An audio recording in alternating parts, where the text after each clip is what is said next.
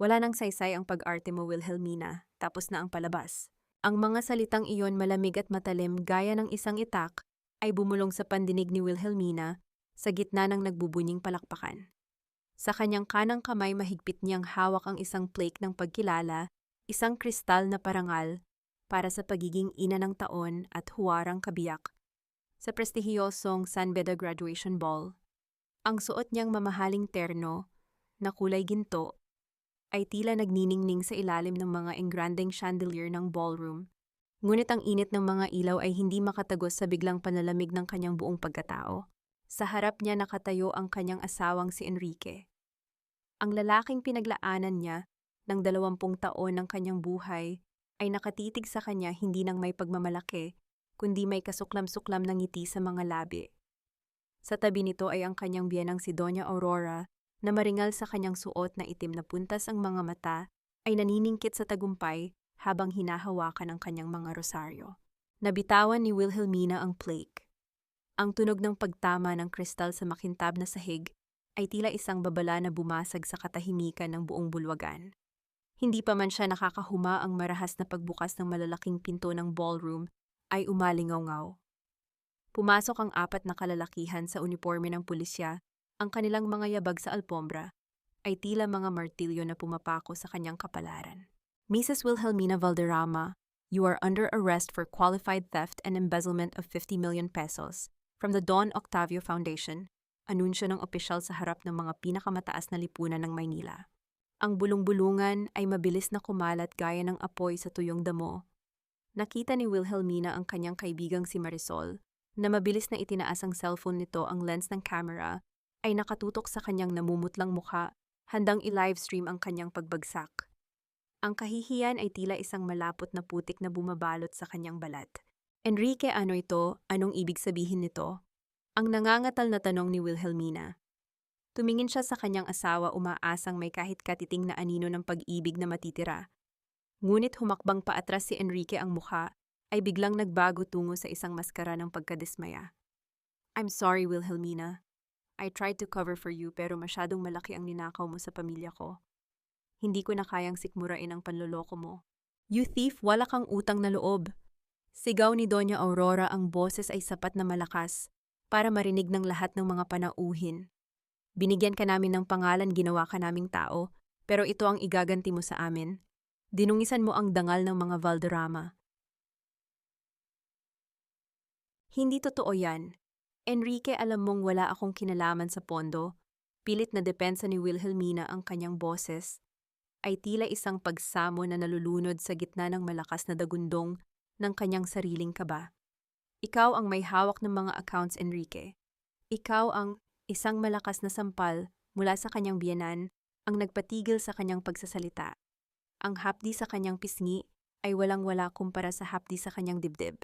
Huwag mong madamay-damay ang anak ko sa dumi mo, bulyaw ni Aurora. Look at her, everyone. Ang babaeng akala nyo ay santa isa palang mapanghamig na ahas. Sa sandaling iyon, ang paningin ni Wilhelmina ay naghahanap ng isang mukha, ang tanging dahilan kung bakit niya tiniis ang lahat ng pasakit sa loob ng 2 dekada. Doon sa gilid ng entablado nakatayo si Juancho, ang kanyang anak na tukwa ng universidad na iyon. Ang toga nito ay tila isang mabigat na pasanin sa balikat nito. Juancho! Bulong ni Wilhelmina, ang kanyang mga kamay ay nakaabot sa direksyon ng anak. Anak, maniwala ka sa akin. You know your mama wouldn't do this. Ngunit ang nakita niya sa mga mata ni Juancho ay hindi awa. Ito ay puot. Isang malalim at matagal ng kinikimkim na galit na ngayon ay tuluyan ng sumabog. Humakbang si Juancho palapit, hindi para yakapin ang ina, kundi para iabot kay Enrique ang isang asul na folder. Stop it, ma! Tama na ang mga drama mo, malamig na sabi ni Juancho. Ang boses nito ay hindi na ang boses ng batang pinapatulog ni Wilhelmina sa gabi. I saw the documents. Alam ko na ang lahat. Alam ko na kung paano mo pinabayaan si ate nung bata pa kami at kung paano mo balak ubusin ang pera ni Papa para sa sarili mo. I'm choosing my family, ma. I'm choosing the truth. Ang mundo ni Wilhelmina ay tila huminto sa pag-ikot. Ang bawat salita ni Juancho ay tila mga karayom na isa-isang itinusok sa kanyang puso, dahan-dahan, hanggang sa wala nang matirang puwang para sa hangin. Ang anak na ipinaglaban niya, ang anak na naging sandigan niya, Sa gitna ng kalupitan ng kanyang asawa, ay siya palang hahawak sa itak na tatapos sa kanyang buhay. Naramdaman niya ang malamig na bakal ng posas na pumulupot sa kanyang mga pulso. Ang tunog ng pagkandado ng mga ito ay tila isang hatol ng kamatayan. Tumingin si Wilhelmina sa kanyang paligid sa mga taong dati ay yumuyukod sa kanya. Sa asawang ipinagkanulo siya sa biyenang nagnanais sa kanyang paghihirap at sa anak na tuluyan nang lumisan sa kanyang piling. Habang hinihila siya ng mga pulis palabas ng bulwagan, ang kanyang mga paa ay tila walang bigat, tila isang bangkay na naglalakad. Ang bawat hakbang ay tila paglayo sa lahat ng kanyang pinaghirapan. Sa huling pagkakataon lumingon siya at nakita si Enrique na nakahawak sa balikat ni Juancho, habang si Chantal, ang sekretarya ni Enrique, ay dahan-dahang lumalapit sa kanila na may matagumpay na ngiti. Ang pait ay tila lason na humahalo sa kanyang dugo. Sa loob-loob niya, isang tanong ang paulit-ulit na umaalingaw-ngaw sa gitna ng kanyang pagkawasak. Ito na ba ang dulo ng lahat ng aking sakripisyo? O ito pa lamang ang simula ng isang impyernong ako mismo ang susunog? Nakalabas na sila sa pinto ng ballroom, ngunit ang malamig na tingin ni Juancho ay tila nakabaon pa rin sa kanyang kaluluwa, mas matindi pa sa higpit ng posas na ngumangat-ngat sa kanyang laman. Ang dilim ng gabi sa labas ay tila naghihintay, nalalamunin siya ng buo habang ang mga flash ng camera ng mga reporters ay tila mga kidlat na nagpapakita ng bawat patak ng luha na hindi niya hinayaang mahulog. Pirmahan mo na ito, ma. Huwag mo nang patagalin ang paghihirap nating lahat. Ang tinig ni Juancho ay wala ng bahid ng pag-aalinlangan. Ibinaba niya ang isang makapal na dokumento sa ibabaw ng mantsadong lamesa sa loob ng madilim at masikip na interrogation room. Ang liwanag mula sa isang pundidong bumbilya sa kisam ay tila sumasayaw sa kanyang mukha, nagpapakita ng isang anyo na hindi na makilala ni Wilhelmina. Si Wilhelmina ay nakaupo pa rin sa matigas na upuang bakal, suot ang kanyang gintong terno, na ngayon ay lukot-lukot na, at may mantsa ng luha at alikabok. Ang parangal na ina ng taon ay tila isang malupit na biro, habang nakapaligid sa kanya ang malamig na pader ng kulungan. Ang kanyang mga kamay na dati ay laging nakahanda upang haplusin ang noo ni Juancho tuwing ito ay may lagnat ay nanginginig sa ibabaw ng lamesa. Juancho, anak, tignan mo ako. Pagsamo ni Wilhelmina ang kanyang boses ay halos pabulong na dahil sa panunuyo ng lalamunan. 12 taon kitang pinalaki ng mag-isa, habang ang papa mo ay abala sa mga sugal at babae niya. Ipinagpalit ko ang sarili kong pangarap para lang maging tukwa ka. Paano mo nagagawang ituloy ang kasinungalingang ito? Tumingin si Juancho sa malayo, ang kanyang panga ay mahigpit na nakatikom. Sacrifice, yan ba ang tawag mo sa ginawa mo, ma? O baka naman yan ang paraan mo para pagtakpan ng kasalanan mo kay Ate Amelia? My sister died because of your negligence. Yun ang laging sinasabi ni Papa, at yun ang nakita ko sa mga lumang record na itinago nyo. Tila tumigil ang pagtibok ng puso ni Wilhelmina. Ang pangalan ni Amelia ay isang sugat na hindi kailanman naghilom, isang trahedya na 10 taon nang ginagamit ni Enrique upang pilayin ang kanyang espiritu. Hindi totoo yan, Juancho. Ang papa mo, siya ang dapat nakasama ng kapatid mo noong gabing yon. Pinaniwala ka niya sa isang malaking kasinungalingan para maging kampi ka sa kanya. Enough of your lies, ma! Sigaw ni Juancho, ang kanyang palad ay malakas na humampas sa lamesa dahilan upang mayanig ang buong silid. I am not a child anymore. Itong dokumentong ito ang waiver para sa lahat ng share mo sa Don Octavio Group. Kapalit nito, hindi na namin itutuloy ang kasong qualified theft laban sa iyo. Papa is being kind enough to give you an out. Pirmahan mo na at aalis na ako. Napatitig si Wilhelmina sa kanyang anak. Kind, inagaw niya ang lahat sa akin, Juancho. Pati ikaw inagaw niya. Ang kontratang hawak mo, yan ang iniwan ni Lolo Octavio para sa atin. Para sa seguridad mo. Alam mo bang pinalitan niyo yan ng basurang papel? Isang mapait na ngiti ang gumuhit sa mga labi ni Juancho. Hindi pinalitan, ma. Ako mismo ang kumuha ng orihinal mula sa vault mo noong gabi bago ang graduation. I burned it. I didn't want a criminal mother to have any power over my future. Now sign the papers. I want to start my new life as the executive vice president of the company nang wala ka. Ang sakit na nararamdaman ni Wilhelmina ay hindi na mailarawan ng anumang salita. Ito ay isang uri ng pighati na tila binubura ang kanyang buong pagkatao. Ang bawat sakripisyo, ang bawat gabing puyat sa pag-aalaga, ang bawat sentimong tinipid para sa edukasyon ng anak lahat, ay itinapon ni Juancho sa apoy ng kanyang ambisyon at maling hinala. Ang boses ni Juancho ay parang basag na bubog na pilit isinisiksik sa kanyang mga pandinig, bawat salita ay may dalang lason. Dahan-dahang kinuha ni Wilhelmina ang ballpen. Ang kanyang mga daliri ay tila yelo sa lamig. Tumingin siya sa huling pagkakataon sa mga mata ni Juancho, naghahanap ng kahit katiting na bahid ng batang lalaking dati ay tumatawag sa kanya ng mama ng may buong pagmamahal. Ngunit wala siyang nakita kundi isang estranghero na may pusong bato. Kung ito ang magbibigay sa iyo ng kapayapaan, kung ito ang tingin mong magpapaligaya sa iyo anak. Sabi ni Wilhelmina, ang kanyang luha ay dahan-dahang pumatak sa papel, naging bilog na mantsa sa ibabaw ng kanyang pangalan. Pipirmahan ko ito. Hindi dahil aminado ako, kundi dahil tinatapos ko na ang obligasyon ko sa isang anak na hinding-hindi ako nakilala. Mabilis na nilagdaan ni Wilhelmina ang dokumento. Ang bawat guhit ng ballpen ay tila paglaslas sa sarili niyang laman. Nang matapos, binitawan niya ang ballpen na tila ito ay isang maruming bagay. Kinuha ni Juancho ang folder ng walang pasasalamat. Inayos niya ang kanyang mamahaling Amerikana at tumalikod.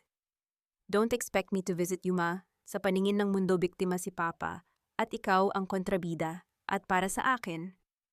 Huminto siya sa may pintuan, ng kanyang anino ay mahaba at madilim sa sahig. "Wala na akong ina. Isang alaala ka na lang na kailangang ibaon sa limot." Ang tunog ng pagsasara ng mabigat na pintong bakal ay umalingaw-ngaw sa buong interrogation room, isang tunog na tila nagtatapos sa isang kabanata ng kanyang buhay. Nanatiling nakaupo si Wilhelmina sa gitna ng katahimikan. Ang kanyang mga balikat ay dahan-dahang bumagsak at ang kanyang unang hikbi ay kumawala, isang tunog ng pagkadurog na nagmula sa kaibuturan ng kanyang kaluluwa. Bakit ang pag-ibig na nagbigay ng buhay ang siya ring kukuha nito? Gaano kalalim ang sugat na kayang iwan ng sarili mong dugo sa iyong puso? Sa gitna ng kanyang pag-iyak, hindi napansin ni Wilhelmina ang isang maliit na anino na nakatayo sa labas ng maliit na bintana ng pinto, isang pares ng mga mata. Na hindi kay Enrique, hindi kay Juancho, kundi sa isang taong matagal na niyang kinalimutan. "Diyan ka na babagay, Wilhelmina, sa gitna ng dumi at dilim, dahil dyan naman talaga nanggaling ang tunay mong kulay." Ang tinig ni Doña Aurora ay kasing talas ng isang labaha, pumuputol sa katahimikan ng masikip na selda. Nakatayo siya sa labas ng mga rehas, maringal sa kanyang suot na puting lino, na tila sumisimbolo sa isang huwad na kalinisan. Ang amoy ng kanyang mamahaling pabango na galing pa sa Paris ay pilit na nakikipaglaban sa masangsang na amoy ng semento at pawis sa loob ng kulungan. Sa kanyang mga daliri ay dahan-dahang gumagalaw ang mga butil ng kanyang gintong rosaryo, isang kabaligtaran sa mga salitang lumalabas sa kanyang bibig. Dahan-dahang itinaas ni Wilhelmina ang kanyang ulo, ang kanyang buhok ay gulo-gulo na, at ang kanyang mga mata ay namumula sa puyat at walang tigil na pag-iyak. Nakaupo siya sa isang manipis na banig sa sahig. Ang kanyang mga kamay ay nakayakap sa sariling mga binti upang pigilan ang panginginig. "Bakit niyo ito ginagawa sa akin, Mama?" Ang nangangatal na tanong ni Wilhelmina. "Naging tapat ako sa inyo. Ipinagsilbi ko kayo ng higit pa sa isang katulong sa loob ng 20 taon. Isang mapait na tawa ang kumawala sa mga labi ni Aurora. "Tapat, Wilhelmina, huwag mo akong patawanin.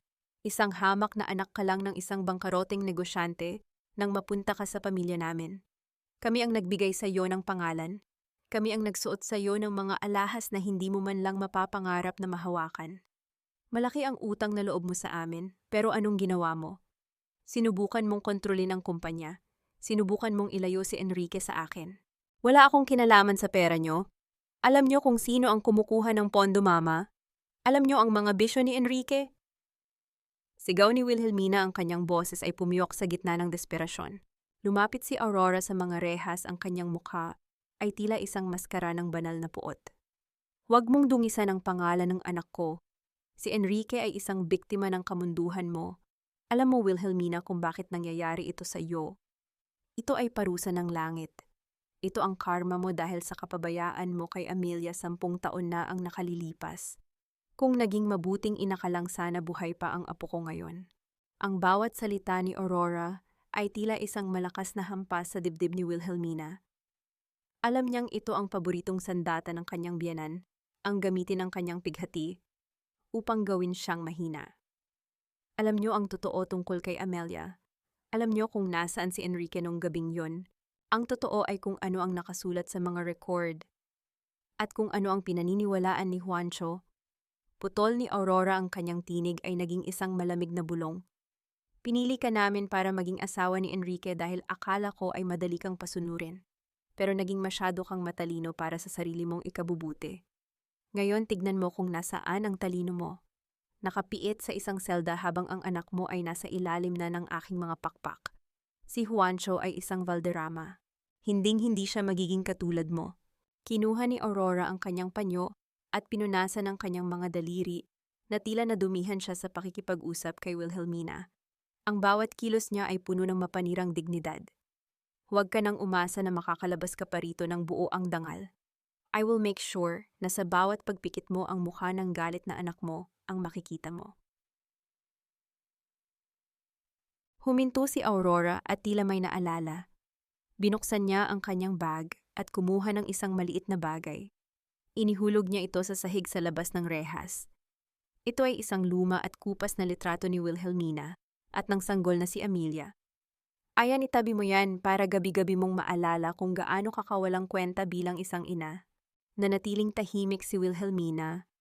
Ang kanyang mga kuko ay bumaon sa kanyang sariling balat hanggang sa ito ay magdugo. Ang galit na dati ay isang maliit na baga sa kanyang puso, ay dahan-dahang naglalagablab nagiging isang apoy na hindi kayang patayin ng anumang luha. Ngayon niya lang naintindihan hindi ito isang biglaang plano. Ito ay isang masusing paghabi ng pagtataksil na nagsimula noong unang araw na pumasok siya sa mansyon ng mga Valderrama. Tumalikod na si Aurora, ang tunog ng kanyang marahang paglakad ay unti-unting nawawala sa madilim na koridor, ngunit ang kanyang huling mga salita ay naiwan tila isang sumpa na nakalutang sa hangin. Mamatay ka ritong mag-isa, Wilhelmina, katulad ng anak mong pinabayaan mo sa dilim. Nang mawala na ang biyenan, dahan-dahang gumapang si Wilhelmina patungo sa litrato. Kinuha niya ito at nanginginig na niyakap sa kanyang dibdib. Sa gitna ng hikbi at ngit-ngit ng mga ngipin, isang sumpa ang nabuo sa kanyang isipan. Hindi siya mamamatay sa dilim. Kung kailangang maging demonyo siya upang makuha ang katarungan, gagawin niya. Sino ang tunay na nag-iwan kay Amelia sa gitna ng gabi? At bakit may hawak na susi si Aurora sa isang tagong silid na hindi alam ni Enrique Anantad? Ang malamig na semento ng sahig ay tila isang dambana ng dusa na humihigop sa nalalabing init ng katawan ni Wilhelmina. Sa labas, ang sinag ng buwan ay sumisilip sa pagitan ng mga rehas, naglalatag ng mahahabang anino na tila mga daliring nais siyang sakalin sa gitna ng pag-iisa. Ang bawat patak ng tubig mula sa tumatagas na tubo sa kisame ay lumilikha ng isang mabigat na ritmo sa katahimikan. Bawat bagsak nito sa sahig ay tila isang paalaala sa bawat segundong lumilipas sa kanyang pagkakapit. Nakatitig si Wilhelmina sa kanyang mga palad. Ang mga kamay na dati ay pinalalamutian ng mga mamahaling brilyante ay ngayon ay puno ng gasgas at dumi ng selda. Sa gitna ng kanyang kawalan ng pag-asa, narinig niya ang mahinang kalansing ng mga susi at ang mabagal na yabag ng mga tsinelas na papalapit sa kanyang selda. Hija, Wilhelmina. Ang boses ay mahina, paos, ngunit may dalang pamilyar na init na tila isang kumot sa gitna ng taglamig.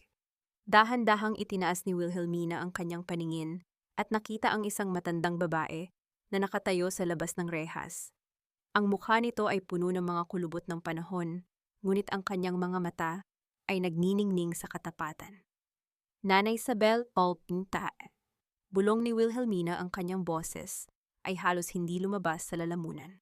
Si Nanay Isabel ay ang dating mayordoma sa mansyon ng mga Valderrama, ang babaeng nag-alaga sa kanya noong siya ay bagong kasal pa lamang bago ito biglang pinaalis ni Doña Aurora 5 taon na ang nakalilipas. May hawak itong maliit na supot ng pagkain at isang plastik na bote ng tubig. Patawarin mo ako, Hija, At ngayon lang ako nakarating, sabi ni Isabel habang pilit na isinisiksik ang supot sa pagitan ng mga rehas. Narinig ko ang nangyari sa balita. Hindi ako naniwala kahit isang saglit. Alam ko ang puso mo. Naramdaman ni Wilhelmina ang pag-akyat ng init sa kanyang mga mata. Sa gitna ng mundong tumalikod sa kanya may isang taong naniniwala pa rin. Nanay, punan. Wala na si Juancho. Kinamumuhian niya ako. Pati si Enrique. Pinagplanuhan nila ito. Hinawakan ni Nanay Isabel ang mga daliri ni Wilhelmina sa pamamagitan ng rehas. Ang kanyang balat ay magaspang, ngunit puno ng kalinga. Huwag kang mawala ng pag-asa. Ang katarungan ay hindi laging mabilis, pero laging dumarating. Tandaan mo ang katotohanan ay parang tubig gaano mo man subukang ikulong makakahanap at makakahanap ito ng butas para lumabas.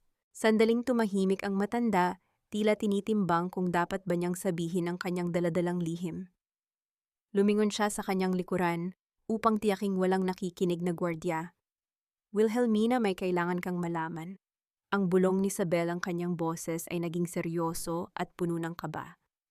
Alam kong gabi-gabi kang dinadalaw ng multo ng nakaraan. Alam kong sinisisi mo ang sarili mo sa nangyari kay Amelia.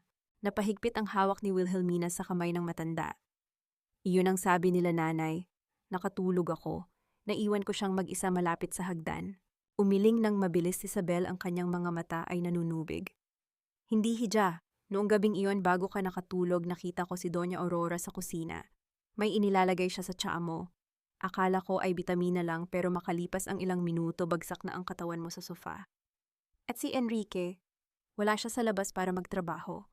Nakita ko siyang pumasok sa silid kung nasaan ang bata. Tila tumigil ang paghinga ni Wilhelmina. Ang bawat himaymay ng kanyang utak ay tila sumasabog sa narinig. Anong ibig mong sabihin? Hindi aksidente ang pagkamatay ni Amelia Wilhelmina. Ang nanginginig na pahayag ni Nanay Isabel habang ang isang luha ay dahan-dahang pumatak sa kanyang pisngi. Ginamit nila ang sarili mong anak para talian ka sa leeg. Ang trahedyang yun, hindi yun bunga ng kapabayaan mo. Yun ay isang plano. Ang katahimikan sa loob ng kulungan ay naging bingi. Ang bawat patak ng tubig sa sahig ay tila naging tunog ng isang malakas na pagsabog sa pandinig ni Wilhelmina. Ang pighati na 10 taon niyang dinala ay biglang napalitan ng isang uri ng puot na hindi pa niya kailanman naramdaman, isang puot na mas malalim pa sa karagatan at mas matalim pa sa anumang kidlat. Nasaan ang ebidensya, nanay? Ang tanong ni Wilhelmina, ang kanyang boses ay hindi na nangangatog. Ito ay naging malamig tuyo at puno ng determinasyon. Itinago ko ang isang lumang tape recorder mula sa nursery hija. May mga boses doon na hindi nila alam na nakuha ko, sagot ni Isabel. Pero kailangan mong makalabas dito. Kailangan mong mabuhay. Bago pa makapagsalita muli si Wilhelmina, narinig nila ang malakas na pagbukas ng pinto sa dulo ng koridor. Mabilis na bumitaw si Nanay Isabel at naglakad palayo, unti-unting lalamunin ng dilim ng pasilyo. Naiwan si Wilhelmina na nakatitig sa kawalan. Ang supot ng pagkain sa kanyang tabi ay hindi na mahalaga. Ang tanging nananatili sa kanyang isipan ay ang imahe ng kanyang maliit na anak na si Amelia at ang mukha ni Enrique at Aurora na tila mga demonyong nagtatago sa likod ng mga dasal. Sino ang tunay na pumatay sa aking anak? At hanggang saan ang kayang gawin ng isang inang wala ng takot mawalan? Sa kabilang panig ng rehas, isang estranghero ang nakatayo sa anino. Pinapanood ang bawat galaw ni Wilhelmina nang may misteryosong ngiti sa kanyang mga labi. Hindi ka nababagay sa likod ng mga rehas na ito, Mrs. Valderrama. Masyadong maganda ang iyong mga mata para lamang tumitig sa maruming semento. Ang tinig na iyon ay banyaga sa pandinig ni Wilhelmina, ngunit may dalang kakaibang awtoridad na nagpatahimik maging sa malalakas na huni ng mga kuliglig sa labas ng presinto. Dahan-dahang iniangat ni Wilhelmina ang kanyang paningin. Sa kabilang panig ng lamesang bakal nakaupo ang isang lalaking nasa huling bahagi ng kanyang 30 taon. Ang kanyang itim na Amerikana ay walang kahit isang lukot at ang kanyang buhok ay maayos na nakasuklay pa itaas. Amoy mamahaling tabako at mint ang lalaki, isang halimuyak na tila sumasakal sa masangsang na amoy ng chlorine at lumang papel sa loob ng silid panayam. Sino ka? Ang tuyot na tanong ni Wilhelmina. Ang kanyang boses ay tila isang kaskas ng tuyong dahon sa semento. Avelino Salcedo. Ang iyong magiging manananggol, sagot ng lalaki habang dahan-dahang inilalapag ang isang makintab na business card sa ibabaw ng lamesa. Ang tunog ng paglapag ng card ay tila isang maliit na kurot sa katahimikan. Isang mapait na ngiti ang sumilay sa mga labi ni Wilhelmina. Manananggol, wala na akong pera, Attorney Salcedo. Kinuha na ng asawa at anak ko ang lahat. Pati ang dangal ko winaksi na nila. Tinitigan siya ni Avelino ng matagal. Ang kanyang mga mata ay kulay kape malamig at tila nakakakita sa kaibuturan ng kaluluwa ni Wilhelmina. Hindi ko kailangan ang pera mo, Wilhelmina. Ang kailangan ko ay ang iyong galit. Ang kailangan ko ay ang iyong pagnanais na makitang gumagapang sa lupa ang mga taong nagbaon sa iyo sa hukay. Naramdaman ni Wilhelmina ang mabilis na pagtibok ng kanyang puso. Ang bawat salita ni Avelino ay tila isang haplos ng yelo sa kanyang nag-aapoy na pakiramdam. Ang bawat himaymay ng kanyang kalamnan ay tila nagigising mula sa isang mahabang pagkakaidlip. Bakit anong makukuha mo sa pagtulong sa isang tila talunang katulad ko? Sumandal si Avelino sa matigas na sandalan ng upuan. Ang tunog ng pag-inggit ng bakal ay umalingaw-ngaw sa apat na sulok ng silid. Sabihin na nating pareho tayo ng kaaway. Ang mga Valderrama ay tila isang matayog na puno na ang mga ugat ay puno ng kabulukan. Gusto ko silang makitang mabuwal at ikaw ang palakol na gagamitin ko. Inabot ni Avelino ang isang asul na folder. Sa loob nito ay ang mga dokumentong nilagdaan ni Wilhelmina para kay Juancho. Ang waiver na ito ay walang bisa kung mapapatunayan nating nilagdaan mo ito sa ilalim ng matinding pressure at panlilinlang. Mailalabas kita rito, Wilhelmina, ngayong gabi rin. Bakit ka magtitiwala sa akin? Ang tanong ni Wilhelmina habang ang kanyang mga daliri ay dahan-dahang humahawak sa gilid ng folder. Dahil ang isang inang inalisan ng lahat pati na ng kanyang anak ay ang pinakamapanganib na nilalang sa mundo. Sagot ni Avelino nang may tipid ng ngiti. Huwag kang mag-alala. Ang katarungan ay isang laro at ituturo ko sa iyo kung paano mandaya. Sa kabila ng pangakong kalayaan, may kung anong kaba ang gumapang sa batok ni Wilhelmina. Ang boses ni Avelino ay tila isang awit ng sirena, kaakit-akit ngunit puno ng panganib. Nang mapirmahan ni Wilhelmina ang mga dokumento ng representasyon, tumayo si Avelino at inayos ang kanyang kurbata. Maghanda ka na, Mrs. Valderrama. Ang paglabas mo sa pintong ito ay hindi ang dulo. Iyon ang simula ng iyong muling pagsilang mula sa mga abo ng kanilang pagtataksil. Pahayag ni Avelino bago tumalikod at lumakad palabas. Ang tunog ng kanyang mga sapatos na gawa sa balat ay tila isang marcha ng paparating na digmaan. Nang makalabas si Avelino sa presinto, huminto siya sa ilalim ng isang malamlam na poste ng ilaw. Kinuha niya ang kanyang cellphone at may tinawagan. Ang kanyang mukha na kanina ay puno ng simpatya ay biglang nagbago. Naging matalas ang kanyang mga mata at ang kanyang mga labi ay naging isang tuwid na guhit ng pagkamuhi. Nasa kamay ko na ang ang bulong ni Avelino sa kabilang linya. Ang boses niya ay naging kasing lamig ng hangin sa hating gabi. Hayaan nating ubusin ni Wilhelmina ang sarili niyang pamilya. At kapag wala na silang lahat, kukunin ko ang nararapat na akin. Uubusin ko silang lahat hanggang sa huling Valderrama. Sino ba talaga si Avelino Salcedo sa buhay ng mga Valderrama? At ang kalayaang iniaalok ba niya ay isang bagong simula o isa lamang mas malalim at mas madilim na uri ng pagkakapiit? Sa loob ng selda naramdaman ni Wilhelmina ang isang kakaibang ginhawa na may halong takot. Tumingin siya sa kanyang mga palad at nakita ang isang maliit na piraso ng papel na iniwan ni Avelino. Isang pangalan ang nakasulat doon, ang pangalan ng isang babaeng matagal nang kinalimutan ng kasaysayan ng mga Valderrama. Amtad, wala ka nang babalikan dito, Wilhelmina. Ang dumi ay hindi nararapat sa loob ng isang palasyo.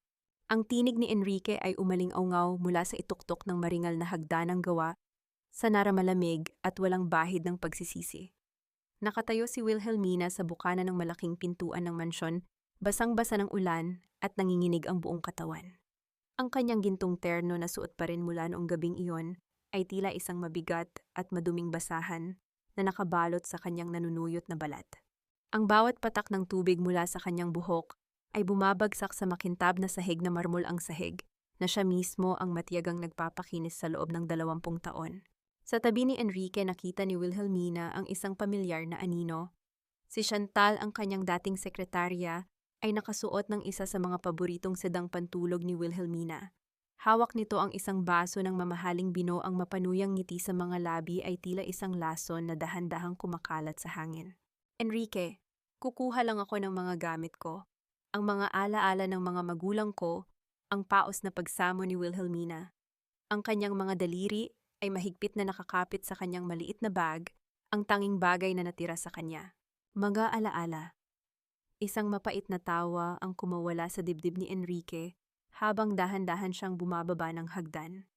Ang bawat yabag ng kanyang mamahaling sapatos ay tila isang martilyo na dumudurog sa natitirang pag-asa ni Wilhelmina. Lahat ng narito ay pag-aari ng mga Valderrama. At ikaw ay hindi na bahagi ng pamilyang ito. Nakalimutan mo na ba, pinirmahan mo na ang lahat?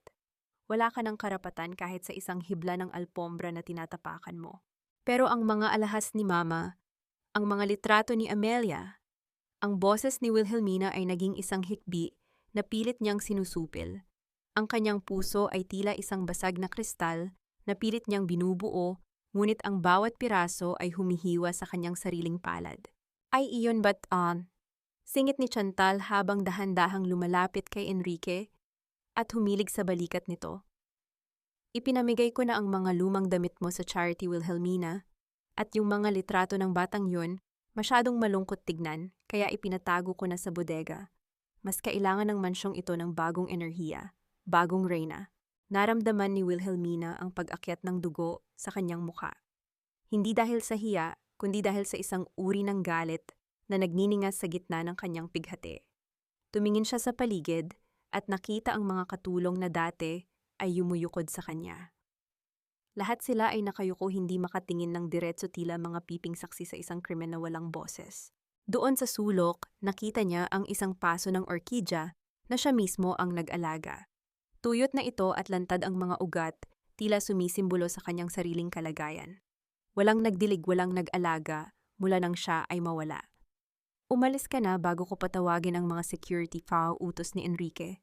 Inakbayan niya si Chantal at tumalikod tila isang hari na katatapos lang magtapon ng basura. Hindi niyo ako pwedeng tratuhin ng ganito. Sigaw ni Wilhelmina, ang kanyang boses ay pumutok sa gitna ng galit. Humakbang siya palapit, ngunit mabilis siyang hinarang ng dalawang malalaking lalaki na nakasuot ng uniforme ng security. Ang marahas na paghawak sa kanyang braso ay nag-iwan ng hapdi, isang paalaala na siya ay isa na lamang estranghero sa sarili niyang tahanan. Bitawan niyo ako. Pagpupumiglas niya, ngunit mas lalo lang siyang itinulak palabas. Ang kanyang mga paa ay dahan-dahang napunta sa basang semento ng driveway. Tumigil si Enrique sa may balkonahe sa ikalawang palapag. May dala siyang isang malaking itim na bag ng basura. Sa isang iglap, binuksan niya ito at ibinuhos ang laman sa itaas ni Wilhelmina. Tila bumagal ang takbo ng oras. Ang mga damit, mga lumang sapatos at ilang mga punit na papel ay dahan-dahang bumagsak mula sa langit, tila mga itim na niyebe na bumabalot sa kanyang pagkatao. Ang tunog ng pagbagsak ng mga gamit sa basang semento ay tila isang serye ng mga sampal sa kanyang mukha. Isang lumang damit na pambahay ang sumampay sa kanyang balikat, ang damit na suot niya noong huling yakapin siya ni Juancho ng may pagmamahal. Ayan ang buhay mo, Wilhelmina. Basura, sigaw ni Enrique bago pumasok sa loob, at marahas na isinara ang pinto ng balkonahe.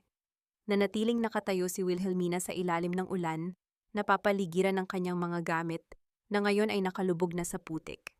Ang bawat patak ng ulan ay tila nakikiramay sa kanyang tahimik na pagtangis. Ang mansyong dati ay puno ng liwanag ay tila naging isang malaking kabaong na naglilibing sa kanyang nakaraan.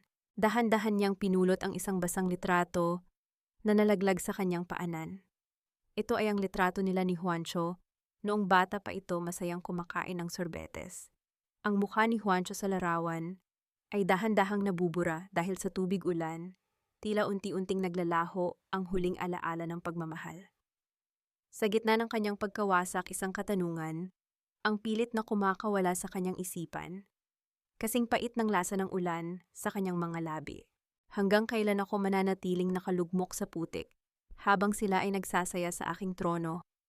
At ano ang gagawin ko Kapag nalaman kong ang huling taong inaasahan kong tutulong sa akin, ay may hawak din palang patalim sa aking likuran. Mula sa malayo, ang ilaw ng isang itim na sasakyan ay dahan-dahang lumapit. Ang bintana nito ay bumaba at ang malamig na mga mata ni Attorney Avellino ay tumitig sa kanya. Ay mga kamarites, kitang-kita nyo ba yan? Live na live dito sa San Lorenzo Village? Ang dating donya na si Wilhelmina Valderrama, ngayon ay namumulot na lang ng basurang damit sa putikan. Ang boses ni Marisol ay pumailan lang sa gitna ng hagupit ng ulan, kasing talas ng isang sirena na naghahatid ng balita ng kapahamakan. Nakatayo siya sa kabilang panig ng kalsada, nakasuot ng makulay na kapote, at may hawak na mamahaling cellphone na nakatutok ang camera sa bawat galaw ni Wilhelmina.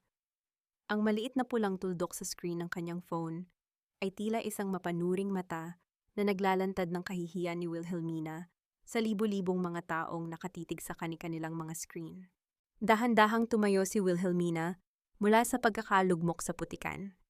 Ang kanyang mga kamay ay puno ng dumi habang yakap-yakap niya ang isang basang tumpok ng kanyang mga damit. Tumingin siya sa direksyon ni Marisol. Ang babaeng ito ay dati niyang nakakasama sa mga charity gala at pag-inom ng tsa, ang taong lagi niyang pinahihiraman ng mga alahas kapag may mahahalagang okasyon. Marisol, itigil mo yan. Ang paos na utos ni Wilhelmina ang kanyang boses ay nilalamon ng tunog ng kulog sa kalangitan. Naku Wilhelmina, don't be so sensitive. I'm just giving the people what they want. Alam mo namang trending ka ngayon, di ba? Isang malutong na tawa ang kumawala kay Marisol habang patuloy na gumagalaw ang kanyang mga daliri sa screen o pangbasahin ang mga komento. Look, may 3,000 viewers na tayo. Sabi rito, bagay lang sa kanya, yan magnanakaw kasi. O heto pa isa, ang kapal ng mukha, bumalik pa sa mansyon. Naramdaman ni Wilhelmina ang isang matinding hapdi. Sa kanyang dibdib, tila 1,000 karayom, ang sabay-sabay na tumutusok sa kanyang pagkatao. Ang bawat salitang binabasa ni Marisol ay tila mga sampal na mas masakit pa sa ginawa ni Doña Aurora. Ang mundo na dati ay kanyang kinalalagyan ay ngayon ay nakapaligid sa kanya gaya ng mga buitreng naghihintay sa isang bangkay. Dahan-dahang humakbang si Wilhelmina palapit kay Marisol. Ang bawat yabag ng kanyang sapatos sa basang semento ay tila isang mabigat na pasanin. Nakita ni Marisol ang kakaibang liwanag sa mga mata ni Wilhelmina, kaya bahagya itong napaatras. Ngunit hindi pa rin ibinababa ang kanyang camera. Gusto mo ba ng totoong viral story, Marisol? Ang tanong ni Wilhelmina, ang kanyang tinig, ay naging malamig at direkta, tila isang talim na dahan-dahang ibinabaon sa katahimikan. Anong ibig mong sabihin?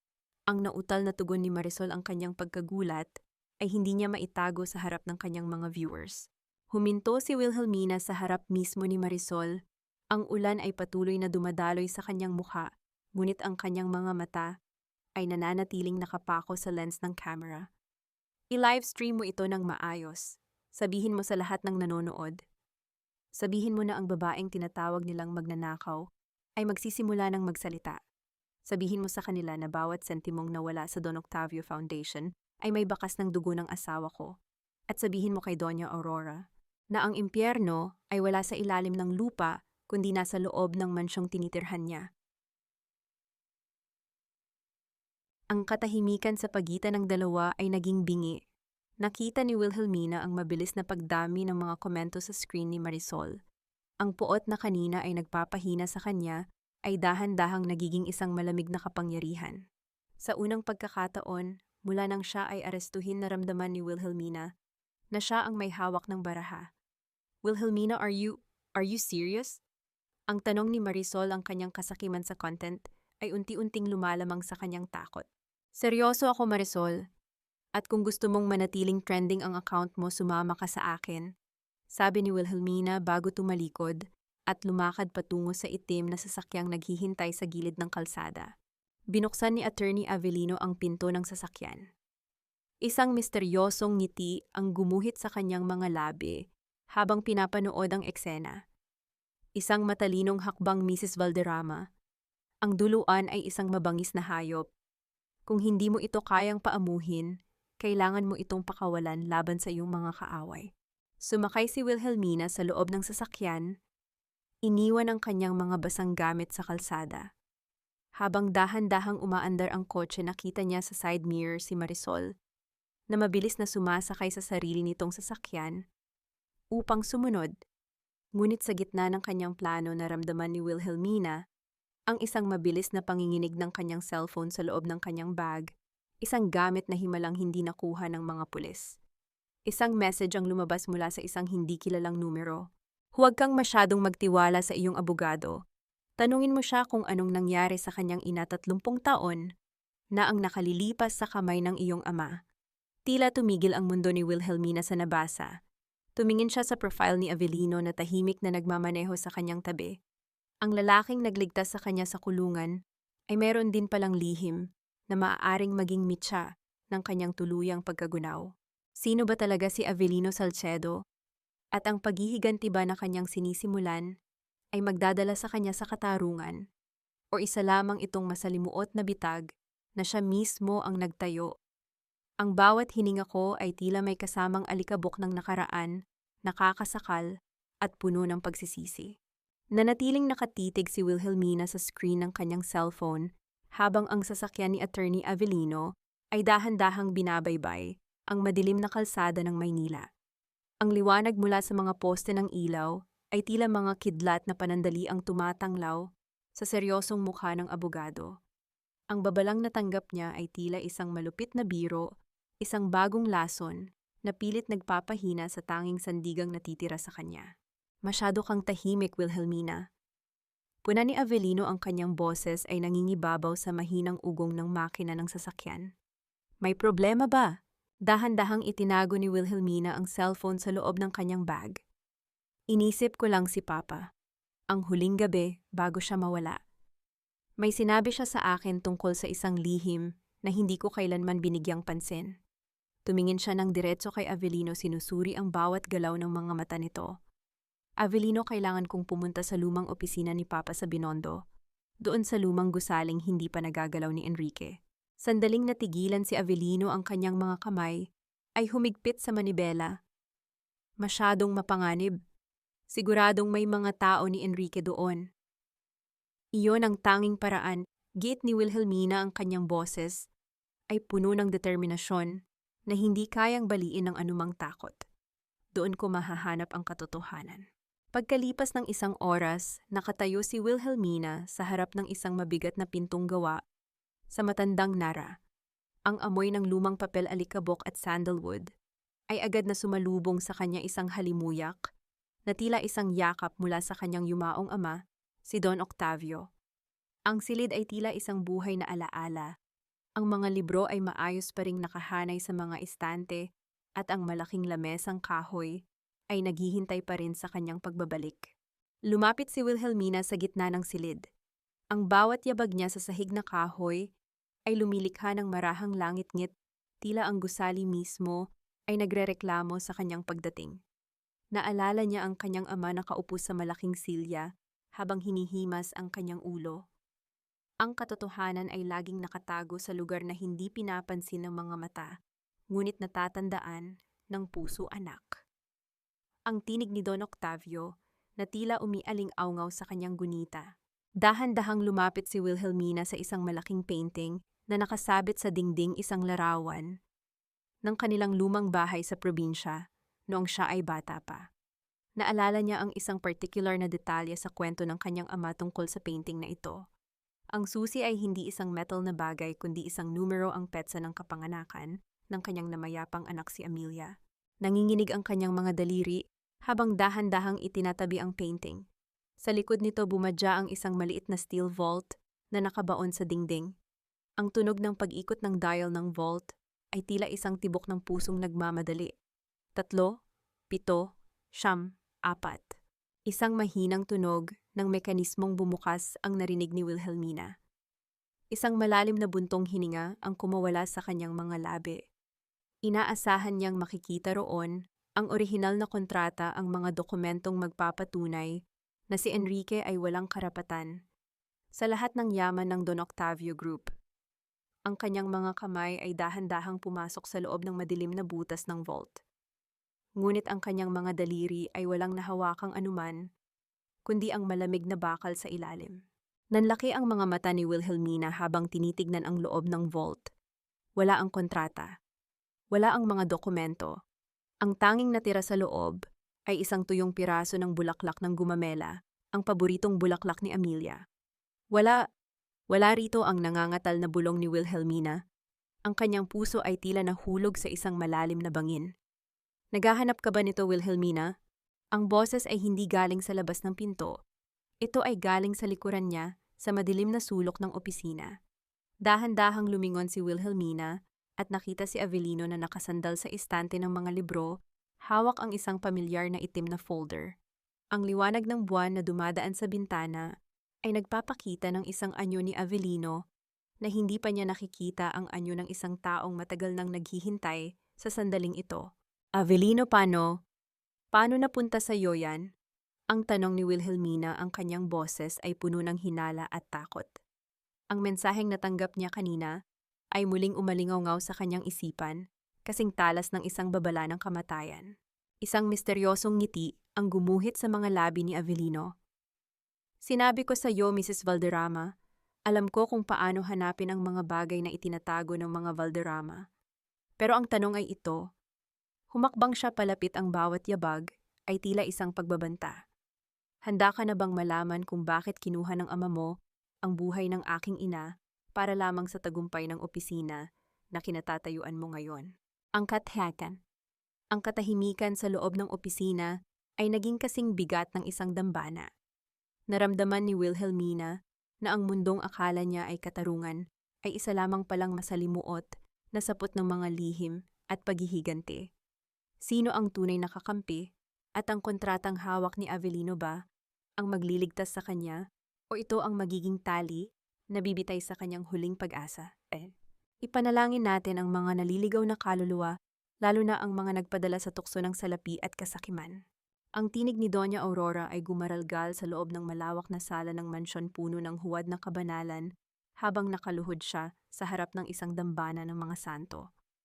Ang bawat butil ng kanyang gintong rosaryo ay naglalabas ng mahinang kalansing sa bawat paglipat ng kanyang mga daliri. Sa paligid niya ay ang kanyang mga kaibigan sa prayer circle, mga matatandang donya na nakasuot ng puti ang kanilang mga mukha, ay puno ng pait na awa para sa skandalong kinasasangkutan ng pamilya Valderrama. Ang amoy ng insenso at mga sariwang bulaklak ng patay ay humahalo sa hangin, tila binabalot ang silid ng isang mapanlinlang na katahimikan. Sa gitna ng kanilang taimtim na pagdarasal, ang malaking pinto ng sala ay marahas na bumukas, nagpapapasok ng isang bugso ng malamig na hangin na nagpapatay sa ilang mga kandila sa dambana. Nakatayo sa bukana ng pinto si Wilhelmina. Hindi na siya ang basang-basang babaeng nakalugmok sa putikan. Suot niya ang isang simpleng itim na bestida, ang kanyang likod ay tuwid na tuwid at ang kanyang mga mata ay nagniningas sa isang uri ng puot na hindi kayang pawiin ng anumang banal na tubig. Amen. Ang malamig na sabi ni Wilhelmina, ang kanyang boses ay pumailan lang sa gitna ng biglang katahimikan. Naputol ang pagdarasal ng mga matatandang babae. Unti-unting tumayo si Doña Aurora, ang kanyang mga kamay ay mahigpit na nakakapit sa rosaryo. Wilhelmina, anong karapatan mong dungisan ang banal na oras na ito sa iyong presensya? Humakbang si Wilhelmina palapit sa dambana, ang bawat yabag ng kanyang sapatos. Sa makintab na marmol ay tila isang hamon sa awtoridad ni Aurora. Banal na oras, mamao oras para sa paghuhugas kamay. Nakapagtataka na hanggang ngayon ay nagagawa niyo pang humarap sa Diyos habang ang mga kamay niyo ay puno ng utang na hindi niyo kayang bayaran. Isang mabilis na singhap ang narinig mula sa mga panauhin. Ang mukha ni Aurora ay biglang nawalan ng kulay, naging kasing puti ng kanyang suot na damit. Wala akong alam sa sinasabi mo. Umalis ka na bago ko pa ipakaladkad ang isang kriminal na katulad mo. Criminal, isang mapait na tawa ang kumawala sa mga labi ni Wilhelmina. Kinuha niya mula sa kanyang bag ang isang tumpok ng mga dokumento, mga kopya ng mga bank statement at kasunduan sa pautang na ibinigay sa kanya ni Avelino bago sila maghiwalay sa opisina. Ang mga papel na ito ay nagsasabing ang banal na si Doña Aurora Valderrama ay may utang na higit sa 30 milyong piso sa iba't ibang kasino sa Macau at ang perang ginagamit pambayad galing sa Don Octavio Foundation. Ang mga bulong-bulungan ay mabilis na kumalat sa loob ng silid. Ang mga kaibigan ni Aurora ay nagsimulang magkatinginan, ang kanilang mga mukha ay puno ng pagdududa at panghuhusga. Ang maskara ng pagiging perpekto na dinala ni Aurora sa loob ng maraming taon ay dahan-dahang nagkakabitak-bitak sa harap ng lahat. Kasinungalingan iyan, gawa-gawa lang iyan ng iyong abogadong demonyo. Sigaw ni Aurora, ang kanyang boses ay pumiyok sa gitna ng matinding galit at takot. Ang kanyang mga kamay ay nagsimulang manginig dahilan upang ang kanyang rosaryo ay malaglag sa sahig at magsabog ng mga butil nito sa paligid. Ang katotohanan ay mas masakit pa sa anumang kasalanan, Mama. Ang mahinahong sabi ni Wilhelmina habang dahan-dahang lumalapit sa biyenan hanggang sa magtagpo ang kanilang mga mata. Ginamit niyo ako, ginawa niyo akong pansalunang duminyo para lang mapanatili ang inyong banal na imahe. Pero tandaan niyo ito, ang bawat dasal na binibigkas niyo ay isang sampal sa langit hanggat hindi niyo inilalabas ang katotohanan tungkol kay Amelia. Sa pagbanggit ng pangalan ni Amelia, tila nawalan ng lakas ang mga binti ni Aurora. Napahawak siya sa gilid ng dambana, ang kanyang paghinga ay naging mabilis at mababaw. Ang kanyang mga mata ay nanlaki sa sindak, tila may nakikita siyang multo sa likuran ni Wilhelmina. Hindi ako. Ang nauutal na sambit ni Aurora bago dahan-dahang tumirik ang kanyang mga mata. Ang kanyang katawan ay dahan-dahang bumagsak sa sahig sa gitna ng mga nagkalat na butilang rosaryo at mga namatay na kandila. Aurora, Doña Aurora, ang sigawan ng kanyang mga kaibigan habang nagkakagulo ang lahat upang saklolohan ang matanda. Nanatiling nakatayo si Wilhelmina, tinitignan ang kanyang biyenan nang walang kahit katiting na awa. Ang kanyang puso ay tila naging isang matigas na bato, hindi na tinatablan ng anumang pagsisisi. Sa kanyang likuran sa dilim ng pasilyo, nakita niya si Enrique na mabilis na tumatakbo palapit. Ang mukha nito ay puno ng pagkalito at puot. Ngunit ang pansin ni Wilhelmina ay naagaw ng isang bagay sa itaas ng hagdan. Nakatayo roon si Juancho, pinapanood ang lahat ng may malamig na ekspresyon. Ang kanilang mga mata ay nagtagpo, isang saglit ng pagkakaintindihan at matinding sakit. Ito na ba ang simula ng pagbagsak ng kaharian ng mga Valderrama? O ang pagkakahimatay ni Aurora ay isa lamang bagong bitag upang gawing muli siyang kontrabida sa mata ng publiko? Sa labas sa loob ng itim na sasakyan, nakangiti si Attorney Avellino habang pinapanood ang kaguluhan sa kanyang cellphone.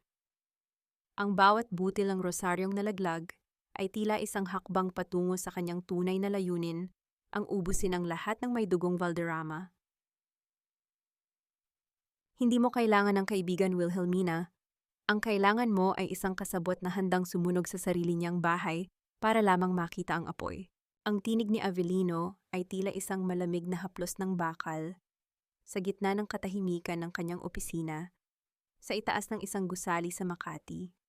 Nakatayo si Wilhelmina sa harap ng malaking bintanang salamin, pinapanood ang mga ilaw ng lungsod na tila mga hiyas na nakakalat sa dilim. Ang ulan ay dahan-dahang gumuguhit sa salamin, tila mga luha ng langit na hindi natutuyo. Sa kanyang likuran, nararamdaman niya ang presensya ni Avellino, isang lalaking nagligtas sa kanya, ngunit tila may dala ring sariling tanikala. Dahan-dahang lumingon si Wilhelmina, hawak niya sa kanyang nanginginig na kamay ang isang lumang dokumento na nakita niya sa ibabaw ng lamesa ni Avellino nang sandaling lumabas ito para sa isang tawag. Ito ay isang sertipiko ng kapanganakan, isang papel na nagdadala ng isang katotohanang mas matalas pa sa anumang kutsilyo. Bakit Avellino ka? Ang paos na tanong ni Wilhelmina. Bakit nakasulat dito na ang ama mo ay si Enrique Valderrama? Tumigil si Avellino sa paglalakad palapit. Ang liwanag mula sa isang lampara sa kanto ay naglalatag ng mahabang anino sa kanyang mukha. Hinahati ang kanyang anyo sa pagitan ng liwanag at dilim. Isang tipid na ngiti ang gumuhit sa kanyang mga labi, ngunit ang kanyang mga mata ay nananatiling kasing lamig ng semento. Iyon ang lihim na matagal nang ibinaon ni Doña Aurora sa ilalim ng kanilang mga dasal, ang mahinahong tugon ni Avellino. Humakbang siya palapit, ang bawat yabag ng kanyang sapatos ay lumilikha ng marahang tunog sa makapal na alpombra. Ako ang bunga ng pagkakasala ni Enrique noong siya ay binata pa. isang pagkakamaling hindi nila kailanman kinilala dahil mas mahalaga sa kanila ang dangal kaysa sa sariling dugo. Naramdaman ni Wilhelmina ang isang matinding hilo. Ang lalaking pinagkakatiwalaan niya ay kapatid pala ng kanyang asawa sa labas ang tiyuhin ni Juancho na walang kinikilalang pangalan. Ang bawat tulong na ibinigay nito ay tila nagkakaroon ng ibang kulay sa kanyang isipan. Ginagamit mo lang ako, ang bulong ni Wilhelmina habang dahan-dahang umaatras hanggang sa sumandal siya sa malamig na salamin. Gusto mong gamitin ang galit ko para pabagsakin sila para makuha mo ang lahat ng kayamanang ipinagkait sa iyo. Lumapit pa si Avelino hanggang sa maramdaman ni Wilhelmina ang init ng hininga nito sa kanyang noo. Itinaas ni Avelino ang kanyang kamay at dahan-dahang hinawakan ang isang hibla ng buhok ni Wilhelmina na humaharang sa kanyang mukha. Ang haplos na iyon ay puno ng tensyon, isang halo ng paghanga at isang nakakatakot na pangako. Matalino ka talaga, Wilhelmina. Yun ang dahilan kung bakit tayo perpekto para sa isa't isa. Sabi ni Avelino, ang kanyang boses ay naging isang malalim at mapang-akit na bulong. Oo, gusto ko silang makitang mawalan ng lahat. Gusto kong makita ang mukha ni Aurora kapag nalaman niyang ang basurang itinapon niya ang siyang wawasak sa kanyang pamilya. Pero hindi kita ginagamit lang. Binibigyan kita ng pagkakataong manalo. Hindi mo ba gusto iyon? Ang makitang lumuluhod si Enrique sa harap mo. Pero ikaw ay anak din ni Enrique. Paano mo nasasabik na ubusin sila? Ang tanong ni Wilhelmina, ang kanyang puso ay mabilis na tumitibok sa pagitan ng takot at ng isang kakaibang atraksyon sa kadilimang dala ni Avelino. Isang mapait na tawa ang kumawala kay Avelino. Ang dugo ay walang halaga kung ito ay hinaluan ng laso ng pagtataksil. Pinanood ko ang aking ina na mamatay sa hirap habang sila ay nagpapasarap sa mansyong iyon. Huwag kang mag-alala, Wilhelmina. Magtulungan tayo. Kapag natapos na ang lahat, makukuha mo ang iyong katarungan at makukuha ko ang aking paghihiganti. Tinitigan ni Wilhelmina ang mga mata ni Avelino. May nakita siyang lungkot sa likod ng galit nito, isang sugat na tila katulad ng sa kanya. Sa sandaling iyon, ang kanyang pag-aalinlangan ay dahan-dahang natunaw, pinalitan ng isang mapanganib na alyansa. Dahan-dahan niyang ipinatong ang kanyang kamay sa braso ni Avelino, naramdaman ang tigas ng kalamnan nito sa ilalim ng mamahaling tela ng kanyang Amerikana. Anong susunod nating gagawin? Ang tanong ni Wilhelmina, ang kanyang tinig ay naging kasing talim ng isang desisyon na wala nang balikan. Huminga ng malalim si Avelino at inilabas ang isang maliit na recorder mula sa kanyang bulsa. Ito ang susi sa puso ni Juancho, isang pag-uusap ni na Enrique at Chantal tungkol sa kung paano nila pinaglaruan ang alaala ni Amelia. Pero kailangan nating piliin ang tamang oras para ibigay ito sa kanya. Ngunit bago pa makasagot si Wilhelmina, ang tahimik na opisina ay nabasag ng malakas na pagtunog ng telepono ni Avelino. Nang sagutin niya ito, ang kanyang mukha ay biglang naging seryoso at puno ng tensyon. Nandito siya sa Anburg, ang maikling tanong ni Avelino bago ibaba ang telepono. Sino ang nandyan? Ang kabado na tanong ni Wilhelmina. Tumingin si Avelino sa kanya, ang kanyang mga mata ay puno ng isang uri ng panganib na hindi pa niya nakikita noon.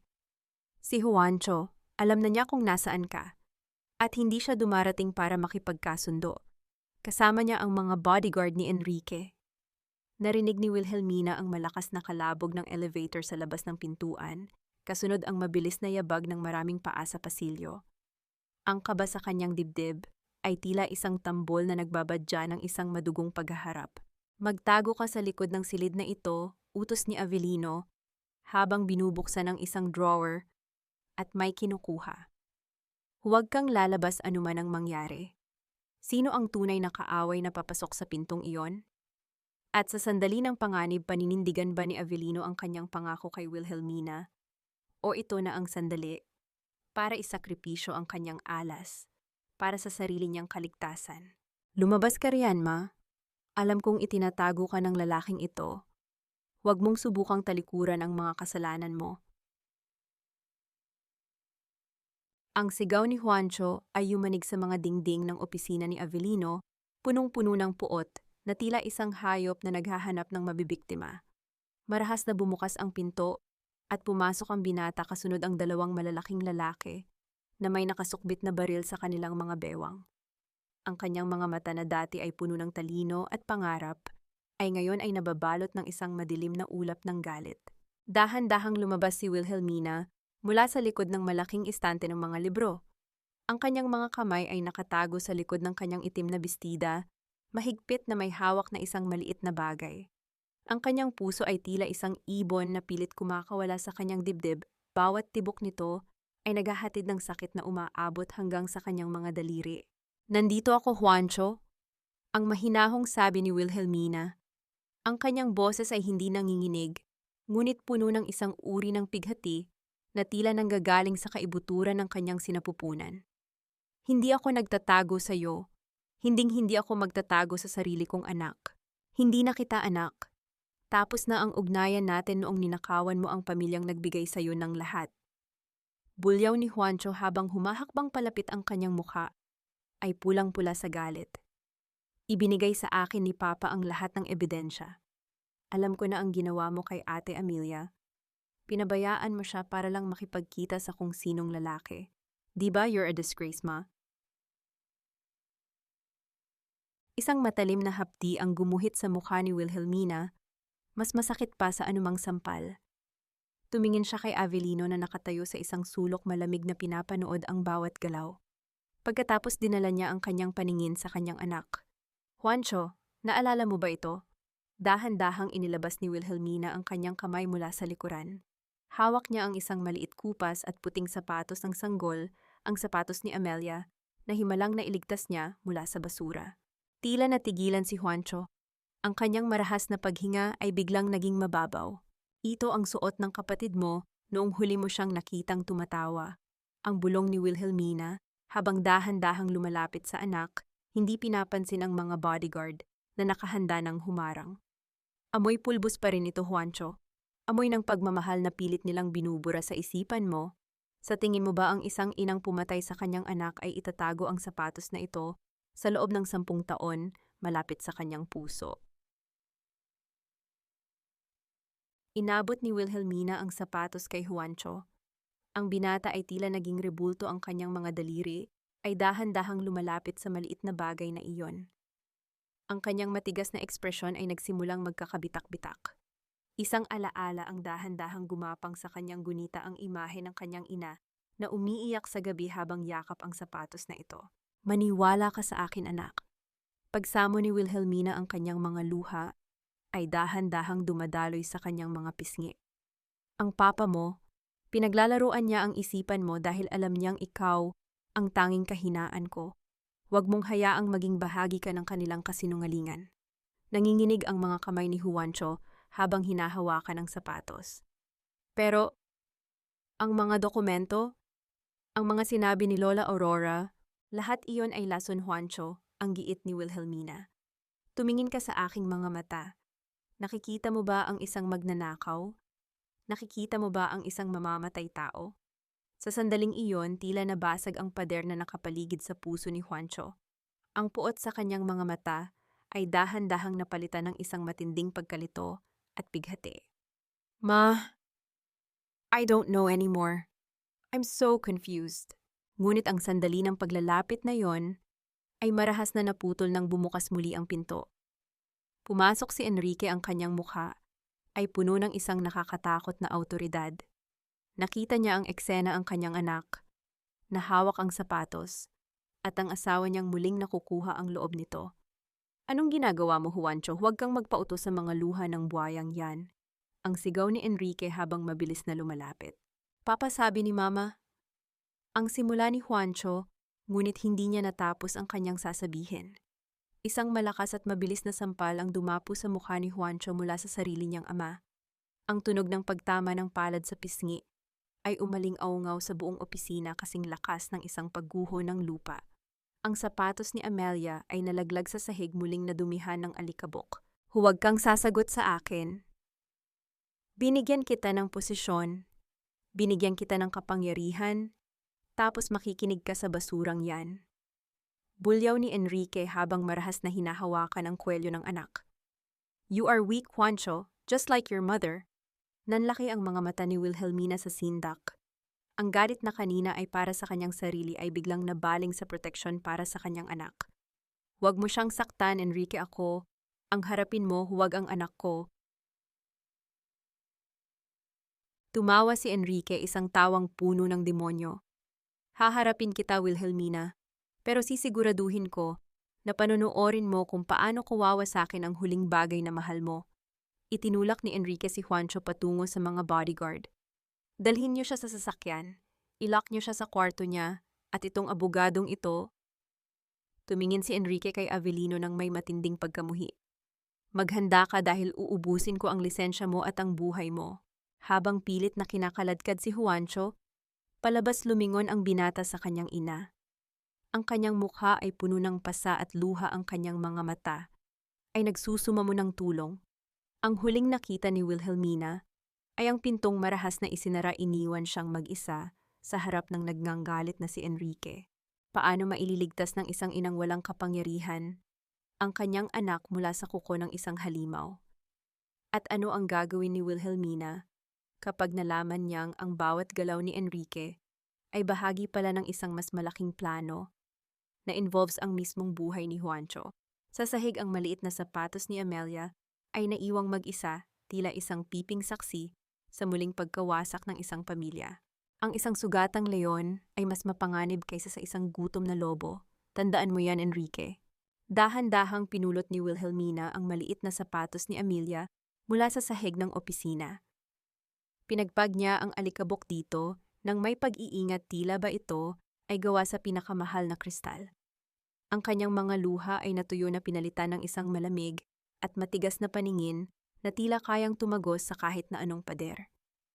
Sa kanyang likuran na natiling tahimik si Attorney Avelino, pinagmamasdan ang bawat galaw ng babaeng sa wakas ay tuluyan ng nagising mula sa mahabang pagkakahimbing. Tapos na ang oras ng pag-iyak, Avelino. Ang sabi ni Wilhelmina, ang kanyang boses ay naging kasing talim ng isang bagong hasang patalim. Gusto ni Enrique ng gyera, ibibigay ko sa kanya ang isang digmaang hindi niya malilimutan hanggang sa kanyang huling hininga. Lumapit si Avelino at inabot sa kanya ang isang flash drive at isang makapal na folder. Narito ang lahat, Wilhelmina. Ang mga lihim na bank accounts ni Enrique sa labas ng bansa, ang kanyang mga utang sa mga malalaking kasino, at ang mga dokumentong nagpapatunay na ginamit niya ang pangalan ni Juancho para sa mga illegal na transaction. Ito ang lason na tatapos sa kanya. Isang mapait na ngiti ang gumuhit sa mga labi ni Wilhelmina. Hindi sapat na mabulok siya sa kulungan. Gusto kong makita siyang isinusuka ng lipunang pilit niyang niloloko. Gusto kong makita siyang hinahabol ng sarili niyang mga multo. Kinuha ni Wilhelmina ang kanyang cellphone at tinawagan ng isang tao na alam niyang uhaw na uhaw sa pansin. Marisol, woo. Gusto mo ba ng scoop na yayanig sa buong Pilipinas? Isang kwentong magpapabagsak sa isang hari at maglalantad sa isang huwad na reyna. Makalipas ang ilang oras, ang buong social media ay nabulabog. Si Marisol sa kanyang pinakasikat na livestream ay nagsimulang maglabas ng mga dokumento isa-isa, dahan-dahan, na tila binabalatan ng isang bulok na prutas.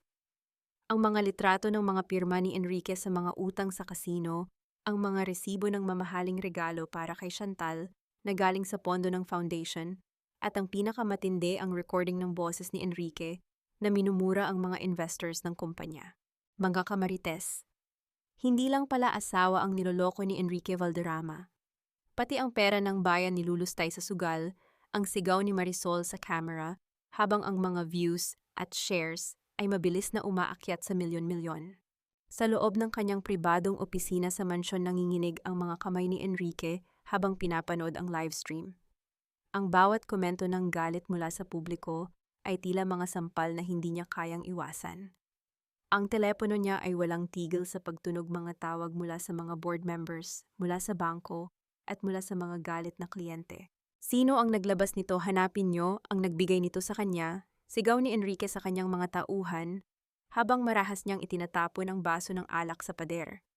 Ang tunog ng pagkabasag ng kristal ay umalingaw sa buong silid, tila ang kanyang sariling buhay na dahan-dahang nagkakapiraso. Biglang bumukas ang pinto at pumasok si Doña Aurora, ang mukha ay puno ng takot at galit.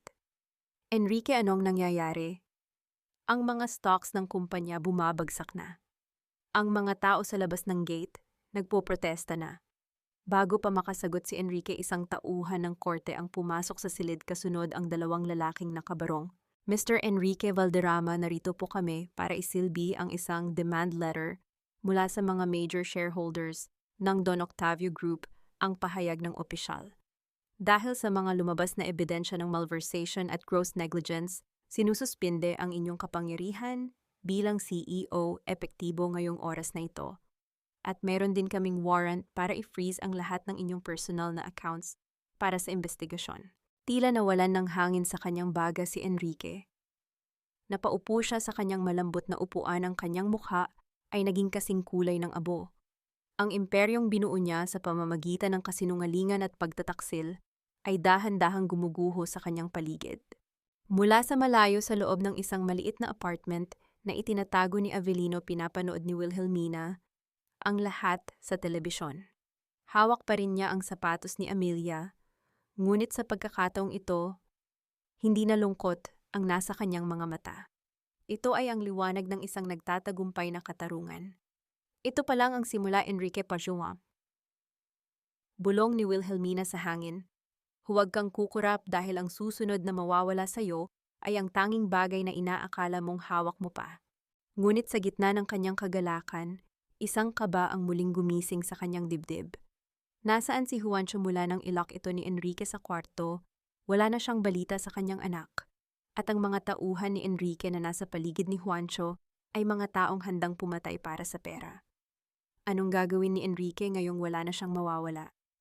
Gagamitin ba niya si Juancho bilang huling pain upang bitagin si Wilhelmina sa isang nakamamatay na engkwentro?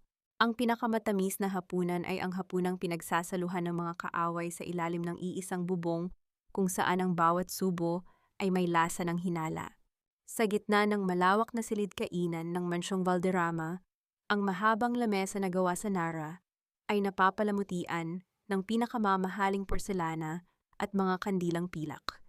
Ngunit ang init ng apoy ng mga kandila ay hindi sapat upang tunawin ang nagyayelong tensyon na namamagitan sa mga taong nakaupo roon. Si Enrique ay nasa kabisera, ang kanyang mga mata ay malalim at madilim, habang si Doña Aurora ay nakaupo sa kanyang tabi. Mahigpit na hawak ang kanyang panyo na tila ba ito ang tanging humahadlang sa kanyang tuluyang pagbagsak. Dahan-dahang bumukas ang pinto at pumasok si Wilhelmina. Suot niya ang isang matingkad na pulang bestida na tila isang hamon sa maputlang paligid ng mansyon. Hindi siya naghintay na anyayahan. Dahan-dahan siyang umupo sa tapat ni Enrique. Ang bawat galaw niya ay puno ng isang mapanganib na biyaya. Nagulat ba kayo sa aking pagdating? Ang mahinahong tanong ni Wilhelmina habang dahan-dahang inilalagay ang telang serbileta sa kanyang kandungan. Ang tunog ng pagladlad ng tela ay tila isang malakas na sampal sa katahimikan ng silid. Anong karapatan mong pumasok dito nang walang pahintulot? Ang nanginginig na bulyaw ni Doña Aurora. Pagkatapos ng lahat ng ginawa mong paninira sa amin sa publiko, may mukha ka pang ipakita rito. Isang mapait na ngiti ang sumilay sa mga labi ni Wilhelmina. Paninira o paglalantad ng katotohanan? Huwag kayong mag-alala, Mama. Hindi ako nagpunta rito para makipag-away. Nagpunta ako rito para tapusin ang lahat ng inyong mga kasinungalingan bago tuluyang mabulok ang inyong pangalan. Umalis ka na, Wilhelmina, habang hindi pa ako nakakagawa ng bagay na pagsisisihan mo. Ang malamig na banta ni Enrique, ang kanyang mga daliri ay mahigpit na nakahawak sa kutsilyo sa tabi ng kanyang plato. Hindi ako aalis hanggat hindi natin nakakausap ang ating espesyal na panauhin, ang tugon ni Wilhelmina. Tumingin siya sa pintuan at dahan-dahang tumango. Bumukas ang pinto at pumasok si Attorney Avelino, kasunod ang isang matandang lalaki na nakasuot ng makalumang Amerikana. Ang matanda ay tila balisa, ang kanyang mga kamay ay nanginginig at hindi makatingin ng diretso sa mag-asawang Valderrama. Nang makita ni Doña Aurora ang mukha ng matanda, tila nawalan siya ng lakas. Ang baso ng tubig sa kanyang tabi ay dahan-dahang naitulak ng kanyang nanginginig na kamay, dahilan upang mabasa ang puting mantel. Dr. Arnaldo, anong ginagawa mo rito? Ang nauutal na tanong ni Aurora, ang kanyang boses ay naging isang mahinang bulong na puno ng sindak. Si Dr. Arnaldo ang pamilyang doktor na nag-alaga kay Amelia 10 taon na ang nakalilipas ang taong nagdeklara ng oras ng kamatayan ng bata at nagsabing ito ay isang aksidente. Narito po ako para itama ang aking pagkakamali, ang paos na pahayag ng doktor. Hindi ko na kayang dalhin ang bigat ng lihim na ito sa aking konsensya, lalo na ngayong malapit na akong humarap sa may likha. Tumayo si Enrique, ang kanyang panga ay mahigpit na nakatikom. Bayad ka na, doktor, pinirmahan mo na ang lahat ng papeles. Umalis ka na rito bago pa. Hayaan mo siyang magsalita, Enrique. Ang sigaw ni Juancho mula sa bukana ng pinto. Nakatakas ang binata mula sa kanyang pagkakalak sa kwarto, ang kanyang mga mata ay naniningning sa luha at galit habang nakatitig sa kanyang ama. Gusto kong marinig ang lahat, ngayon na. Nanahimik ang buong silid. Ang bawat paghinga ay tila isang mabigat na pasanin. Dahan-dahang lumapit si Dr. Arnaldo sa gitna ng hapagkainan. Noong gabing iyon, ang batang si Amelia ay hindi nahulog sa hagdan ng mag-isa.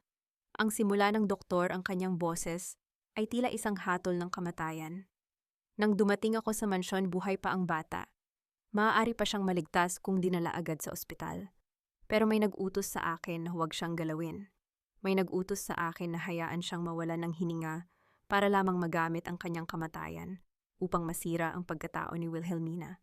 Tila tumigil ang pag-ikot ng mundo ni Wilhelmina. Ang bawat salita ng doktor ay tila isang malakas na pagsabog sa kanyang pandinig. Ang puot na kanyang nararamdaman ay biglang napalitan ng isang nakakabinging katahimikan. Sino ang nag-utos sa iyo? Ang tanong ni Juancho, ang kanyang boses ay puno ng panginginig. Dahan-dahang itinaas ni Dr. Arnaldo ang kanyang nanginginig na daliri at itinuro ang dulo ng lamesa ang direksyon kung nasaan ang taong pinakakinatatakutan ni Wilhelmina. Ngunit bago pa makapagsalita ang doktor, ang mga ilaw sa buong mansyon ay biglang namatay nilalamon ang buong silid kainan sa isang nakakatakot na kadiliman. Sa gitna ng dilim, narinig ang tunog ng isang mabilis na pagkilos at ang malakas na kalabog ng isang bumagsak na katawan sa sahig. Ano ang kayang gawin ni Enrique at Aurora para manatiling nakatago ang kanilang pinakamadilim na lihim, at sino ang nakahandusay sa sahig sa gitna ng biglaang kadiliman? Ang nakabibinging katahimikan sa loob ng silid kainan ay tila isang buhay na nilalang na sumasakal sa bawat isa sa kanila. Sa gitna ng madilim na silid, ang tanging maririnig ay ang mabilis at mababaw na paghinga ni Doña Aurora at ang tunog ng pag-inggit ng mga sapatos ni Enrique sa makintab na sahig.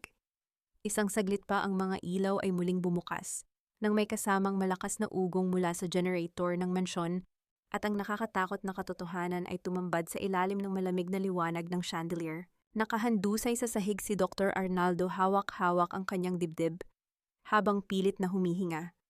Sa tabi niya nakatayo si Enrique na may hawak na isang piraso ng basag na bote ng bino. Ang kanyang mga kamay ay nanginginig at ang kanyang mga mata ay nanlilisik sa takot. Ngunit hindi ang doktor ang sentro ng atensyon, kundi si Juancho na nakaluhod sa tabi ng matanda. Ang kanyang mga kamay ay puno ng dumi at galit. Sabihin mo na ang totoo bago pa mamatay ang matandang ito. Ang sigaw ni Juancho, ang kanyang boses ay pumutok sa gitna ng matinding pighati. Tumingin siya sa kanyang lola na si Aurora na tila isang rebultong nakatayo sa dulo ng lamesa. Dahan-dahang itinaas ni Aurora ang kanyang ulo. Ang kanyang huwad na kabanalan ay tuluyan ng naglaho, pinalitan ng isang anyo ng pagkamuhi na matagal na niyang itinatago. Oo, ako ang nag-utos sa kanya. Ako ang nagbawal na dalhin ang batang yun sa ospital. Isang matalim na singhap ang kumawala kay Wilhelmina. Ang kanyang buong pagkatao ay tila gumuho sa narinig. Ang bawat gabi ng kanyang pag-iyak, ang bawat taon ng kanyang paninisi sa sarili, lahat ay binuo sa isang malupit na kasinungalingan ng babaeng tinawag niyang ina sa loob ng 2 dekada. Bakit, Mama? Bakit ang sarili niyong apo? Ang paus na tanong ni Wilhelmina, ang kanyang boses ay naging isang malamig na bulong na puno ng lason. Dahil ang batang iyon ang tanging nag-uugnay sa iyo at kay Enrique. Ang bulyaw ni Aurora, ang kanyang boses ay naging isang matinis na tili na umalingaw-ngaw sa buong mansyon. Gusto kong mawala ka sa buhay namin. Gusto kong makuha ni Enrique ang yaman ni Don Octavio nang wala ka. Ang kamatayan ni Amelia ang naging tanging paraan para maging sunod-sunuran ka sa amin, para maging mahina ka, at madaling manipulahin. Lumingon si Aurora kay Juancho. Ang kanyang mga mata ay nangingintab sa baliw na tagumpay. At tignan mo, Juancho, nagtagumpay ako. Pinaniwala kita na ang ina mo ang pumatay sa kapatid mo. Pinaniwala kita na kailangan mo kaming kampihan para sa iyong kinabukasan. Ikaw ang naging pinakamatalim na sandata ko laban sa kanya. Napaupo si Juancho sa sahig, ang kanyang mga balikat ay dahan-dahang yumuko sa ilalim ng bigat ng katotohanan. Ang bawat alaala ng kanyang pagmamalupit sa kanyang ina, ang bawat salitang binitawan niya sa interrogation room, lahat ay tila mga latigo na humahagupit sa kanyang kaluluwa. Patawarin mo ako. Ang hikbi ni Juancho, ang kanyang mga luha, ay dahan-dahang pumatak sa semento. Naging bulag ako, naging katuwang ako sa pagpatay sa iyo. Humakbang si Enrique palapit, sinusubukang hawakan ang balikat ng kanyang anak. Juancho, huwag kang makinig sa kanila. Ginagawa namin ito para sa iyo, para sa pamilya. Anong pamilya, Papa? Ang sigaw ni Juancho habang marahas na itinataboy ang kamay ni Enrique. Ang pamilyang pumatay sa sariling dugo. Ang pamilyang nagnakaw ng dangal ng aking ina. Hindi ako isa sa inyo. Hinding-hindi ako magiging Valderrama kung ganito ang kahulugan nito. Tumayo si Wilhelmina, ang kanyang pulang bestida ay tila isang apoy sa gitna ng silid. Nilapitan niya si Juancho at dahan-dahang hinawakan ang mukha nito. Ang haplos ng isang ina ay muling naramdaman ng binata, isang haplos na puno ng pagpapatawad at matinding sakit. Tumayo ka, Juancho, ang mahinahong utos ni Wilhelmina. Hindi pa tapos ang laban. Bukas ay ang huling board meeting ng Don Octavio Group. Doon tatapusin natin ang lahat. Tumingin si Wilhelmina kay Enrique at Aurora nang may isang uri ng ngiti na nagpapatindig ng balahibo. Maghanda kayo, dahil bukas ang bawat patak ng luha ni Amelia, ang bawat taon ng aking paghihirap, ay may katumbas na paniningil. Sa gitna ng tensyon, kinuha ni Avelino ang kanyang cellphone at may tinawagan. Ang kanyang mga mata ay nanatiling nakapako kay Enrique, ang kanyang tunay na ama, na hinding-hindi siya kinilala.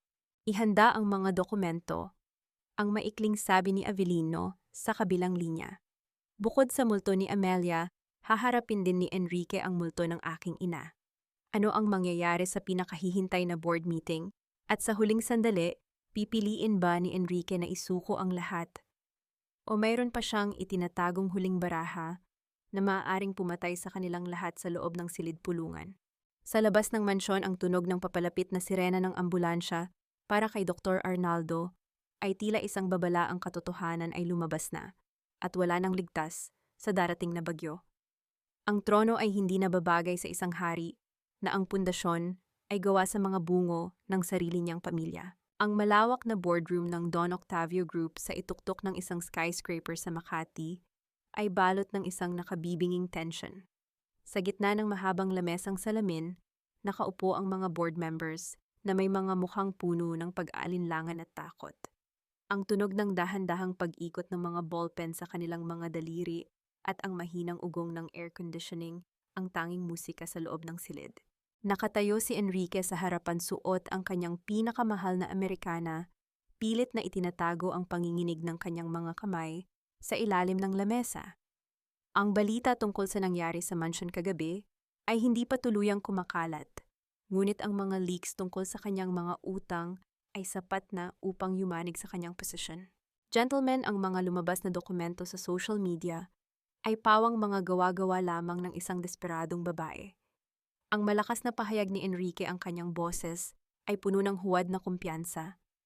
Ang Don Octavio Group ay mananatiling matatag sa ilalim ng aking pamumuno, at ang sinumang kumampi sa aking asawa ay ituturing kong kaaway ng kumpanyang ito. Isang sandali ng katahimikan ang sumunod. Akala ni Enrique ay muli niyang napaamo ang mga ito hanggang sa marahas na bumukas ang malalaking pintong salamin ng boardroom. Ang tunog ng pagtama ng mga pinto sa dingding ay umalingaw-ngaw sa buong palapag, tila isang hudyat ng paparating na hatol. Pumasok si Wilhelmina. Hindi na siya ang babaeng nakayuko. Ang kanyang mga hakbang sa makintab na sahig ay may dalang bigat ng katarungan. Sa kanyang tabi ay si Attorney Avelino at si Juancho ang kanyang anak, na ngayon ay nakatayo ng tuwid ang mukha, ay wala ng bahid ng pag-aalinlangan. Tapos na ang paghahari mo, Enrique, ang malamig na sabi ni Wilhelmina. Ibinagsak ni Avelino ang isang itim na folder sa gitna ng lamesa. Ang tunog ng pagtama ng folder sa salamin ay tila isang malakas na pagsabog sa pandinig ni Enrique. Anong kahibangan ito? Sigaw ni Enrique, ang kanyang mukha ay naging kasing pula ng dugo. Juancho, bumalik ka rito. Huwag kang maging katuwang ng kriminal na yan. Ang tanging kriminal dito, Papa, ay ang lalaking nakatayo sa harap ko. Ang sagot ni Juancho, ang kanyang boses ay mahinahon, ngunit puno ng paniningil. Sinunog ko ang papel na kontrata, pero nakalimutan niyo na ang bawat galaw ni Lolo Octavio ay may digital backup na nakatago sa isang cloud server na ako lang ang may access. Ibinigay ko na ang lahat kay Mama. Ipinakita ni Avelino ang isang tablet sa mga board members. Doon bumadya ang orihinal na digital contract ni Don Octavio. Ang bawat piraso ng impormasyon ay malinaw sa sandaling mapatunayan. Ang pagtataksil o malversation ng asawa, ang lahat ng kapangyarihan at pag-aari ay automatikong lilipat kay Wilhelmina at sa kanyang tagapagmana. Hindi lang yan, Enrique, dagdag ni Avelino habang lumalapit sa kanyang ama. Ang mga dokumentong ito ay nagpapatunay din na ikaw ang mastermind sa likod ng pagpapakamatay ng aking ina 30 taon, na ang nakalilipas matapos mo siyang pagbantaan para hindi lumabas ang katotohanan tungkol sa iyong mga unang illegal na transaksyon. I am the son you threw away, and I am the ghost that will drag you to prison. Tila nawalan ng lakas ang mga binti ni Enrique. Napahawak siya sa sandalan ng kanyang upuan. Ang kanyang paghinga ay naging isang gurgle ng takot. Tumingin siya sa kanyang paligid at nakita ang mga board members na isa-isang tumatayo at lumalayo sa kanya. Tila ba siya ay may nakakahawang sakit. Security, palabasin niyo sila, kinumta. Tili ni Enrique, ngunit walang dumating. Ang mga gwardya sa labas ay nanatiling nakatayo, ang kanilang mga ulo ay nakayuko sa utos ni Juancho. Sa halip na security, ang pinto ay muling bumukas para sa mga opisyal ng National Bureau of Investigation. Ang tunog ng kanilang mabibigat na sapatos sa alpombra ay tila ang huling marcha ng kamatayan para kay Enrique. Mr. Enrique Valderrama, you are under arrest for qualified theft, malversation of funds, and the reopening of the investigation into the death of Elena Salcedo. Ang anunsyo ng opisyal. Dahan-dahang lumapit ang isang pulis at inilabas ang mga posas. Ang kalansing ng bakal ay umalingaw-ngaw sa tahimik na boardroom. Sa pagkakataong ito, hindi kay Wilhelmina ang mga posas na iyon. Ang bawat paglock ng bakal sa pulso ni Enrique ay tila isang awit ng tagumpay para sa inang matagal na pinahirapan. Juancho, huwag niyong gawin ito sa akin. Pagsamo ni Enrique habang pilit na kinakaladkad palabas. Ako ang ama niyo, ako ang asawa mo. Tinitigan ni Wilhelmina ang kanyang asawa nang walang kahit isang patak ng luha. Ang kanyang mga mata ay kasing tigas ng brilyante. Wala na akong asawa, Enrique. Matagal na siyang namatay kasama ni Amelia. Ang kinakaladkad nila ngayon ay ang halimaw na pumatay sa kanila. Nang mailabas na si Enrique, ang buong boardroom ay nabalot ng isang kakaibang katahimikan. Isang katahimikang hindi na nakakasakal, kundi puno ng kalayaan. Napahilig si Wilhelmina sa balikat ni Juancho at sa unang pagkakataon sa loob ng maraming taon, naramdaman niya ang tunay na kapayapaan. Ngunit sa gitna ng kanilang pagdiriwang, napansin ni Wilhelmina na wala sa silid si Doña Aurora. Ang matanda ay nawawala mula pa kagabi pagkatapos itong isakay sa ambulansya. Isang mensahe ang pumasok sa cellphone ni Avelino mula sa isang nurse sa ospital. Wala na rito si Doña Aurora. May kumuha sa kanya sa gitna ng gabi at ang tanging iniwan sa kanyang kama ay isang maliit na sapatos ng bata na puno ng dugo. Sino ang kumuha kay Aurora?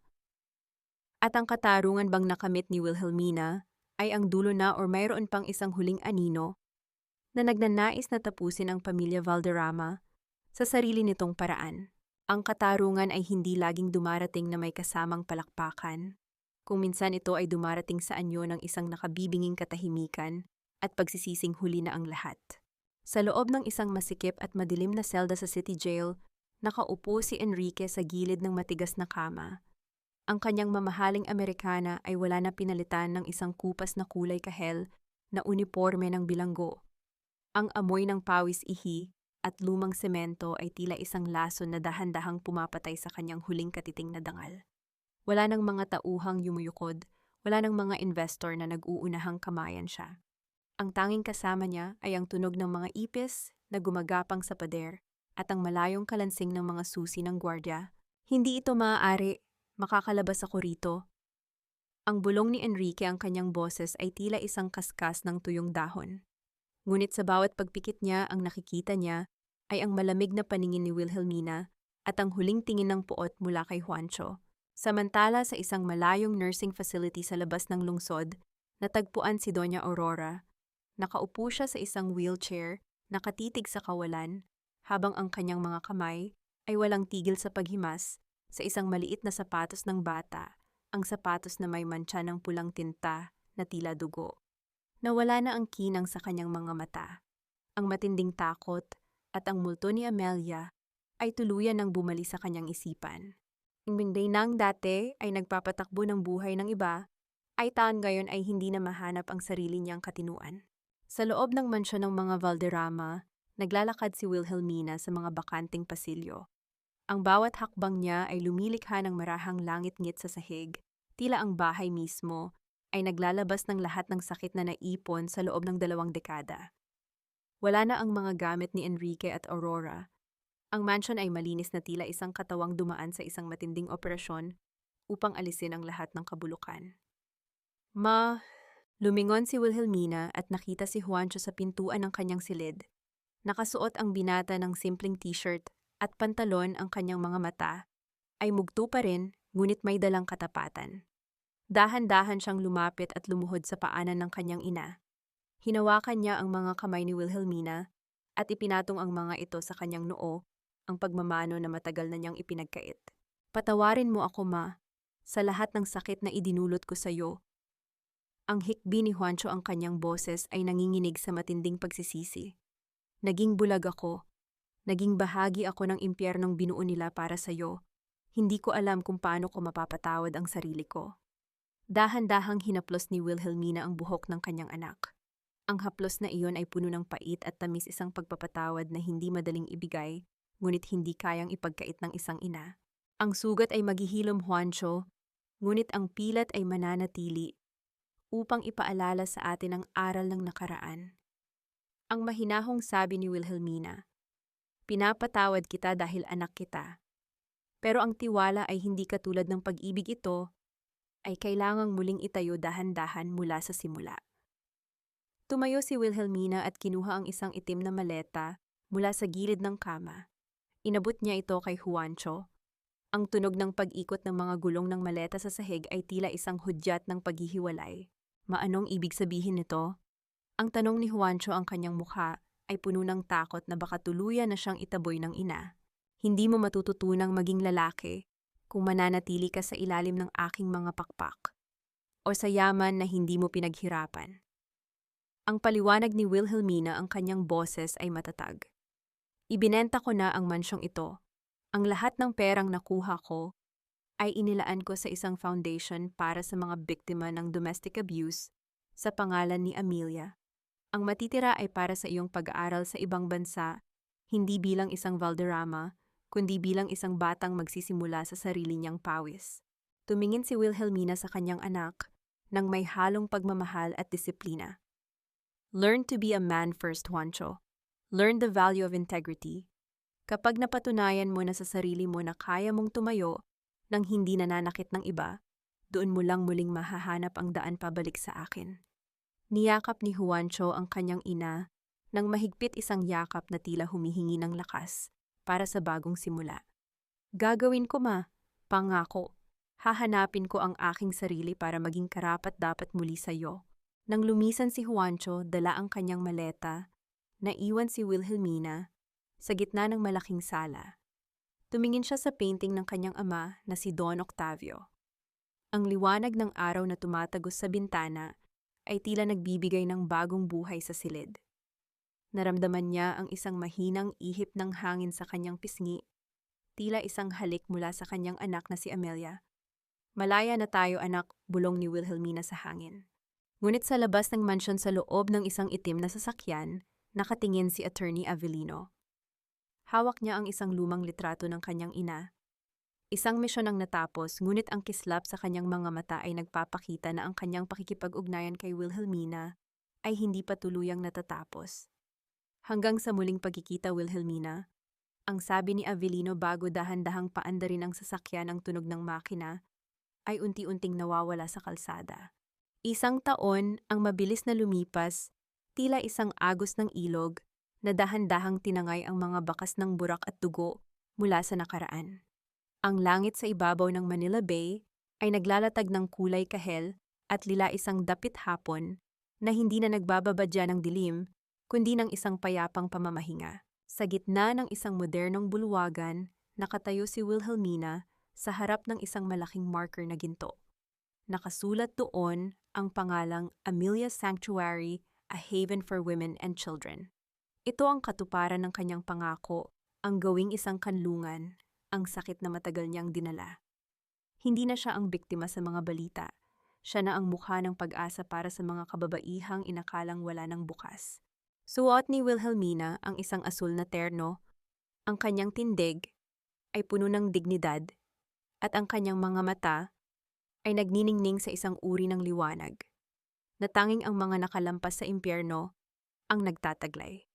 Wala na ang mga mabibigat na alahas sa kanyang leeg, pinalitan ng isang simpleng medalyon na may litrato ni na Don Octavio at Amelia. "Ma!" Isang tinig ang pumutol sa kanyang malalim na pag-iisip. Lumingon si Wilhelmina at nakita si Juancho na naglalakad palapit sa kanya. Ang binata ay hindi na ang mapagmataas na tagapagmana ng mga Valderrama. Nakasuot siya ng isang simpleng polo at ang kanyang mga kamay ay may mga bahid ng kalyo, isang patunay ng kanyang pagtatrabaho sa isang construction firm habang tinatapos ang kanyang master's degree sa pamamagitan ng scholarship. "Nandito ka na pala," ang mahinahong sabi ni Wilhelmina habang hinahawakan ang pisngi ng anak. Ang haplos na iyon ay wala ng bahid ng pait kundi ng isang wagas na pagtanggap. "Hindi ko pwedeng palampasin ang unang anibersaryo ng Sanctuary, Ma," sagot ni Juancho nang may tipid na ngiti. Iniabot niya sa kanyang ina ang isang bungkos ng mga sariwang gumamela. Sabi ni Nanay Isabel, paborito ito ni ate. "At para sa iyo, dahil ikaw ang pinakamalakas na babaeng kilala ko." Naglakad ang mag-ina sa hardin ng center, pinapanood ang mga batang naglalaro at ang mga kababaihang dahan-dahang bumubuo ng kanilang mga buhay. Ang katarungan ay ganap na naisakatuparan. Si Enrique ay nahatulan ng habambuhay. Napagkabilanggo ang kanyang pangalan ay nabaon na sa limot sa loob ng madilim na selda. Si Doña Aurora naman ay nananatili sa isang tahimik na pasilidad. Ang kanyang huling mga araw ay ginugugol sa pakikipag-usap sa mga anino ng kanyang sariling pagsisisi. "Pinatawad mo na ba sila, Ma?" ang tanong ni Juancho habang nakatitig sa papalubog na araw. Huminga ng malalim si Wilhelmina, ang hangin ay amoy dagat at bagong pangarap. "Ang pagpapatawad, Juancho, ay hindi para sa kanila. Ito ay para sa aking sarili. Pinatawad ko ang nakaraan dahil ayaw ko nang maging bilanggo ng kanilang mga kasalanan. Wala na ang galit, pero ang aral ay mananatili. Masaya na ako sa katahimikang ito." Sa kabilang dulo ng hardin, nakita ni Wilhelmina ang isang pamilyar na anyo. Si Attorney Avellino ay nakatayo sa ilalim ng isang puno, nakatingin sa kanya ng may paggalang at isang lihim na paghanga. Hindi naging madali ang kanilang ugnayan, ngunit sa huli nahanap din ni Avellino ang kanyang kapayapaan matapos malinis ang pangalan ng kanyang ina.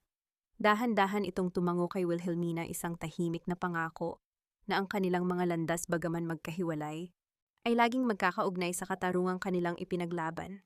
Sa huling sandali ng dapit hapon, naramdaman ni Wilhelmina ang isang kakaibang gaan sa kanyang dibdib. Ang bawat luhang pumatak, ang bawat pasakit na dinanas, ay tila mga hiyas na nagpatibay sa kanyang kaluluwa. Hindi na siya ang asawa ni Enrique, hindi na siya ang manugang ni Aurora. Siya si Wilhelmina, isang babaeng malaya, isang inang nagmahal, at isang kaluluwang muling isinilang mula sa alab ng pagtataksil. Ang katarungan ay nakamit na, ang mga sugat ay naghilom na, at ang bukas ay sa wakas ay kanya na. Ang huling sinag ng araw sa Manila Bay ay hindi na tanda ng pagtatapos, kundi isang pangako ng panibagong simula para sa isang pusong matagal na nagtiis. Mga mahal kong tagapakinig, maraming salamat sa pagtanda at paglakbay. Kasama namin sa masalimuot, ngunit makahulugang buhay ni Wilhelmina. Habang isinusulat ko ang bawat kabanata ng kwentong ito, hindi ko mapigilang mapaluha. Lalo na sa bahaging nasa interrogation room si Wilhelmina at itinatanggi siya ng sarili niyang anak na si Juancho. Ang sakit na naramdaman niya sa sandaling iyon ay isang paalala na ang pinakamatinding sugat ay madalas na nanggagaling sa mga taong pinakainiibig natin. Ang bawat salita sa kwentong ito ay hinubog mula sa mga totoong hibla ng buhay, ng mga inang nagparaya ng mga asawang binaliwala, at ng mga babaeng nahanap ang kanilang tinig sa gitna ng katahimikan. Katulad ng maliit na puting sapatos ni Amelia, ang ating dangal ay maaaring madumihan ng putik ng paninira at pagtataksil, ngunit kailanman ay hindi ito mawawalan ng halaga. Maaaring sunugin ng ating mga kaaway ang bawat papel na kontrata ng ating pagkatao, ngunit hindi nila kailanman mabubura ang digital backup ng ating katotohanan na nakatago sa ating kaluluwa.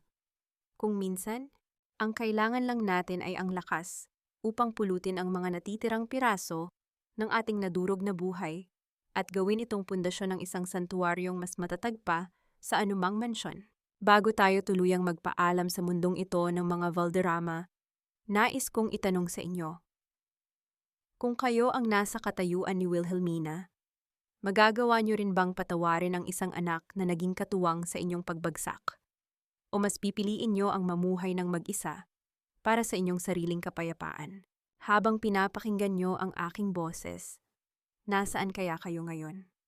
Marahil ay naghahanda ng hapunan para sa pamilya nagpapahinga, matapos ang isang nakakapagod na shift, o baka naman ay naglilinis ng bahay, habang ninanamnam ang bawat sandali ng kwentong ito.